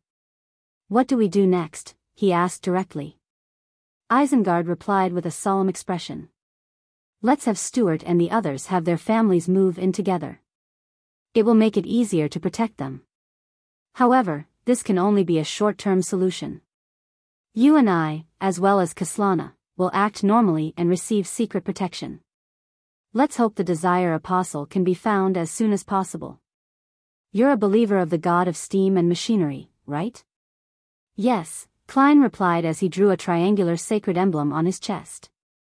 At the same time, he lamented a little. For the foreseeable future, I can only go above the gray fog while inside the bathroom. In Empress Borough, the opulent villa of Earl Hull. Audrey glanced at the elegantly shaped wall clock and slowly sat down in front of the dressing table despite her nervousness and excitement. She was heading to the home of her psychology teacher, Escalante, and take the key step of becoming an official member of the Psychology Alchemists. Before doing so, she needed to time herself well before praying to Mr. Fool for his help. I should be able to see the angel this time, right? Audrey thought with anticipation. After a few seconds of silence, she clasped her hands together in front of her mouth and nose and softly chanted the honorific name of the Fool. In 15 Minsk Street, Klein was standing in the living room, looking at the scene which had finally turned quiet as he sighed. To him, the Desire Apostle only meant danger, but to Stuart and the others, it was a change in their lives. I hope it can be settled as soon as possible. With so many Beyonders with so many sealed artifacts, there must be something effective against the devil pathway. In the midst of his thoughts, Klein suddenly heard a series of illusory pleas. It should be Miss Justice. Having been prepared, he looked around before walking to the bathroom as if nothing had happened. After locking the bathroom door, he couldn't help but sigh inwardly. My life has also changed a little. Before the threat of the Desire Apostle was eliminated, he had to reduce the times he went above the gray fog while being secretly protected by the machinery hive mind. Next week, during the Tarot Club, the itinerary must be simplified. However, no matter how compressed it is, it'll still take nearly 10 minutes. Well, constipation is a very normal thing. Who says that Beyonders can't be constipated? Being optimistic, Klein took 4 steps counterclockwise and went above the gray fog. Next, Audrey followed what she had been previously taught and set up a simple ritual, entering the artificial sleepwalking state. When Klein saw her blurry figure inside the Crimson Star, he went through the procedure, first using his spirit body to contain the Dark Emperor card, then picking up the paper figurine he cut with his improved cutting skills, and sending it out. As expected, the paper figurine gathered the power that was being stirred out of the gray fog, turning into a gigantic angel with 12 pairs of black wings. Audrey watched as the sacred and majestic angel descended before her, wrapping herself in its layers of wings. She was left speechless for quite some time. This is an angel, Mr. Fool's angel. And it even has 12 pairs of wings, an archangel. This is exactly the same as the descriptions in the Legends of Canon. This is also an angel of our Tarot Club. Audrey watched as the angel's silhouette rapidly faded away. She suddenly felt that it was exceptionally sweet. She thanked Mr. Fool with joy, excitement, and piousness, and then she called the maids and told them to get ready for her trip outdoors. Klein smiled and returned to the living room, looking at the bullet hole in the wall and lost himself in thought. Should I hang a cheap oil painting to cover it or repair it and paint over it? In Escalante's house at Hillston Borough, 7th Avenue. Audrey left her maid and bodyguard in the living room and followed the mistress of the house into the activity room with Susie, her huge golden retriever. In the activity room, there were 2 other people waiting. One of them was Hilbert Alucard, the psychologist who was introduced to her by Lady Norma. The other was Stephen Hamprez, who had organized the previous psychology discussion. At that moment, although it was already time for the banquet, there was only a single ordinary candle lit in the room. The candle was placed in the middle of the coffee table as its faint yellow flame flickered, dispersing the darkness in the activity room. After greeting each other, Hilbert, with his slightly brown skin that was thanks to the tiny bit of Southern Continent blood in him, glanced at Susie, but he didn't say a word. Audrey smiled apologetically and said, "I feel more secure with it around." Susie also looked at Hilbert with innocent eyes. "Understandable. Please have a seat." Hilbert smiled and sat down on the sofa on the other side of the coffee table. Hamprez and Escalante also took their seats. After Audrey had taken her seat, Hilbert lifted the candle wick to brighten it a little. He looked at Audrey through the candlelight. "Now answer me honestly. Are you sure you want to join the psychology alchemists?" Under the illumination of the candlelight, his eyes seemed to be dyed with a hint of gold. Deep within his pupils, there seemed to be another eye, a vertical eye. Audrey's mind suddenly turned adrift for a moment before she regained her senses. She lightly nodded and said, "Yes." Hilbert asked again, "Will you intentionally hurt the psychology alchemists?" His tone carried a strange inducement, as though as long as the person being questioned gave an affirmative answer, they would unwittingly agree and abide by it from the bottom of their hearts. "No," Audrey answered very logically. After a few questions, Hilbert, Escalante, and the others heaved sighs of relief. The former smiled and asked, "Is there anything else you would like to say?" Audrey hesitated for a moment and then displayed her sincerity. "I once purchased the Spectator formula at a Beyonder gathering. I am already a spectator. That Beyonder gathering is called the Tarot Gathering."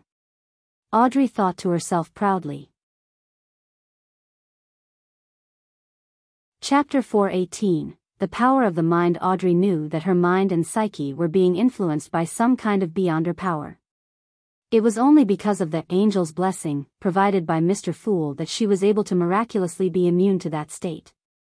Therefore, she decided to set certain things in motion, using small secrets to stun her counterparts, so as to hide the more crucial matters, in return for obtaining greater trust. The reason why she was doing this wasn't because she didn't believe in the angel, but because she felt that she could observe her counterparty just like how they were observing her. Although she had always hidden herself in the dark and pretended to not be considered a Beyonder, performing in a way which would not arouse suspicion, she was still more willing to take the members of the psychology alchemists seriously. After all, they were professionals, and she could only be considered a dabbler in the Beyonder circle. She lacked the experience and wasn't flexible enough. It was very possible that she would expose certain problems from things she had yet to realize. In that case, she might as well take this opportunity to confess and completely dispel some of the doubts of the psychology alchemists' members. She had called the descent of the angel and its envelopment of her with its wings as a blessing. Upon hearing Audrey's reply, both Escalante and Hamprez showed a brief look of surprise. For a moment, they even doubted their own powers. As for Hilbert, he curled the corners of his lips into a faint smile, showing no abnormal reaction. He nodded in satisfaction and gently said, "Your honesty is admirable." "Anything else?" Audrey pretended to be in a trance as she shook her head. "There isn't anything else." Hilbert thought for a moment before asking a few more questions. "Which Beyonder gathering did you buy the Spectator formula from? Who did you buy it from? Where did you get the ingredients for concocting the potion?" Audrey's eyes darted around slightly as she showed an expression of recalling. "I have to keep the Beyonder gathering a secret." I was unable to see what the person who sold me the spectator formula looks like. But from the way he speaks, I could determine that he was a believer of the Lord of Storms. Upon hearing that, Hilbert nodded slightly, as though he recalled something. Audrey continued, my spectator potion ingredients were mainly found from my family's vault. The rest were exchanged from my few friends. 2 spectator potions, she added silently. Most of them were found from her family's vault. Hilbert, Escalante, and Hamprez ruminated over the words, momentarily at a loss for words. After a few seconds, Hilbert nodded to Escalante and Hamprez, indicating that he found everything all right. After receiving the same reply from the rest, the gold tinge in his eyes faded, and the vertical pupil in his eyes faded rapidly. Hilbert touched the wick of the candle again, causing the flame to flicker. In that instance of alternating light and darkness, Audrey discovered that the strange power that affected her had suddenly disappeared. She controlled her adrift expression and switched to an appearance of doubt and inquiry. I didn't expect you to already be a spectator. Hilbert chuckled. Huh? Audrey showed her surprise and panic at the right moment. Knowing what kind of emotional reaction to show in the appropriate situation and knowing, in detail, what kind of expression and body language to react with was the basic skill of a telepathist. Hilbert smiled and said, there's no need to be nervous. We don't mind. That was the last of our tests. Congratulations, you have passed all the tests. Now, you're an official member of our psychology alchemists. All right then, Audrey hesitated, then she smiled. It felt like a dream. She then stood up, lifted the edges of her skirt, and bowed at Hilbert and the others. She then said with a faint smile, we are now companions. Escalante and the others immediately stood up and bowed to the beautiful girl of noble status who was so polite to them. After the 2 sat back down, Hilbert organized his words and said, Miss Audrey, I'm going to formally explain to you about the situation of the psychology alchemists. All right, Audrey said with a smile. Just call me by my name. Hilbert nodded. Leaning back, he crossed his right leg and clasped his hands. The original Psychology Alchemists was just a seminar for enthusiasts who all believed that the mind has limitless power and infinite wonders. Later on, this seminar obtained a treasure map and found the relics left behind by Hermes. Hermes of the Hermes language? Audrey asked in excitement. Yes, he was one of the earliest masters of mysticism from the human race, and the language of ancient Hermes that he created resonated with the power of nature. He was active during the Dark Second Epoch. Back then, humans were only the servants and slaves of giants, Hilbert said with utmost reverence. He let out a soft sigh. The original members of the Psychology Alchemists found a lot of things from the ruins. They discovered that Hermes was a mysticism master in the field of the mind. His research target was the dragons that ruled the sky during the Second Epoch. To be precise, the dragons of the mind. The information he left behind shows that mind dragons have advanced far into this field and have achieved the same level of achievement as deities. I know. The dragon of imagination Ankwelt was an ancient god.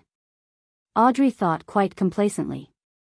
Hilbert sighed and said, those materials laid the foundation and direction for the research of our psychology alchemists. We believe that the mind has many secrets and that every one of them is hidden somewhere deep and difficult to grasp. Forgive me for using the adjective deep, which seems to be the most appropriate term to me. The slightest mistake in the study of those secrets would cause irreversible harm to the body. Audrey, you have to remember that matters in this aspect needs to be done carefully. After Audrey nodded, he continued.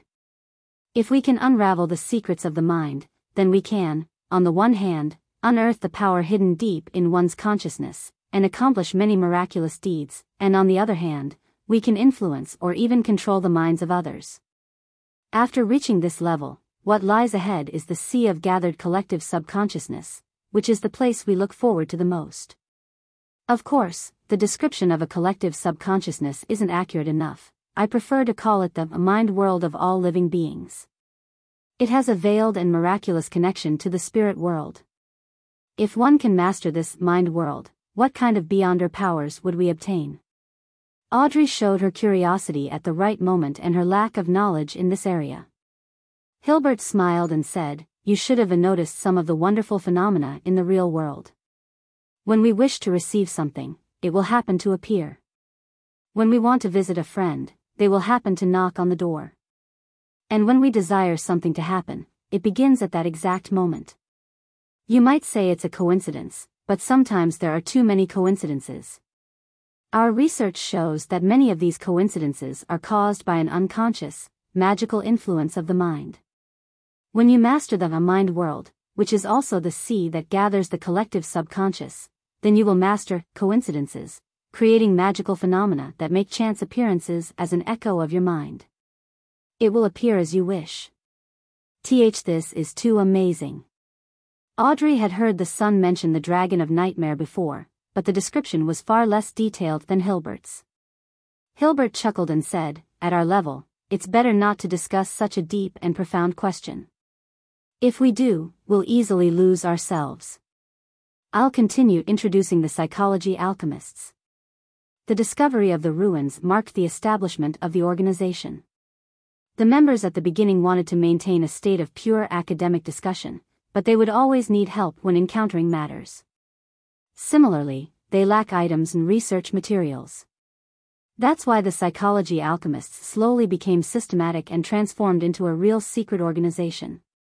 However, compared to other secret organizations, our structure and relationships are still relatively loose. "That's what I like about it," Audrey expressed her opinion. Hilbert explained the main rules and regulations, before finally concluding, "When you reach a higher rank, you'll be able to meet the other members. I'll now give you the Sequence 8 Telepathist Potion." They did prepare a Telepathist Potion as expected. Audrey was both glad and proud. After seeing the lustrous potion, she hesitated and said, "I wish to consume it after I get back." She still doesn't trust us, and she wishes to make confirmation. Hilbert read Audrey's thoughts and replied with a smile, "Okay. With your performance, drinking the telepathist potion shouldn't be a problem." Audrey beamed and thanked him before asking a probing question, "Can you give me the potion formula to psychiatrist? I wish to seek out and gather the ingredients ahead of time, so that I don't waste any time. When other people join the psychology alchemists, other than hoping to get a formula, don't they hope to apply for the corresponding Beyonder ingredients? Who says it in such a carefree manner and talk about trying to gather them ahead of time?" Hilbert, Hamprez, and Escalante were speechless for a while as they looked at the girl who spoke of such things with a normal tone. A few seconds later, Hilbert forced out a smile. "I'll help you make the application. Normally, this would require contribution points, and contribution points come from the missions we assign you, the research contributions you make, and the new information and materials you gather." "Okay, I'll do my best," Audrey said briskly. She remained silent after leaving Escalante's house, but only until she entered her room and sent Annie and the others away did she turn to the huge golden retriever and smile. "Susie, we got your potion. It's a pity that the rainbow salamander that Alfred found for me couldn't be of use. It can only be exchanged for money." Audrey sighed emotively in her heart. Susie looked at the bottle containing the telepathist potion and wagged her tail cheerfully. Audrey had hung a pair of gold-rimmed glasses around her neck just for laughs. Hillston Borough. In Isengard Stanton's house. Klein had been invited to breakfast. Apart from him, Kaslana was invited as well. After eating a mouthful of the soft potato pie, Klein praised, "Mr. Stanton, your cooking skills are excellent." Isengard, who had gray hair at his temples, smiled and said, "It's a specialty of Lenberg." And to the Beyonders of the Church of the God of Knowledge and Wisdom, being multi-talented is a common trait. Its sequence 6 is called polymath. It's easy for people to lose control for the corresponding potion. Until now, I still don't have the confidence to make the advancement attempt. You're tuning into the Biyao's Wuxia Chronicles YouTube channel. Don't forget to subscribe and join us on this journey to catch the most captivating stories.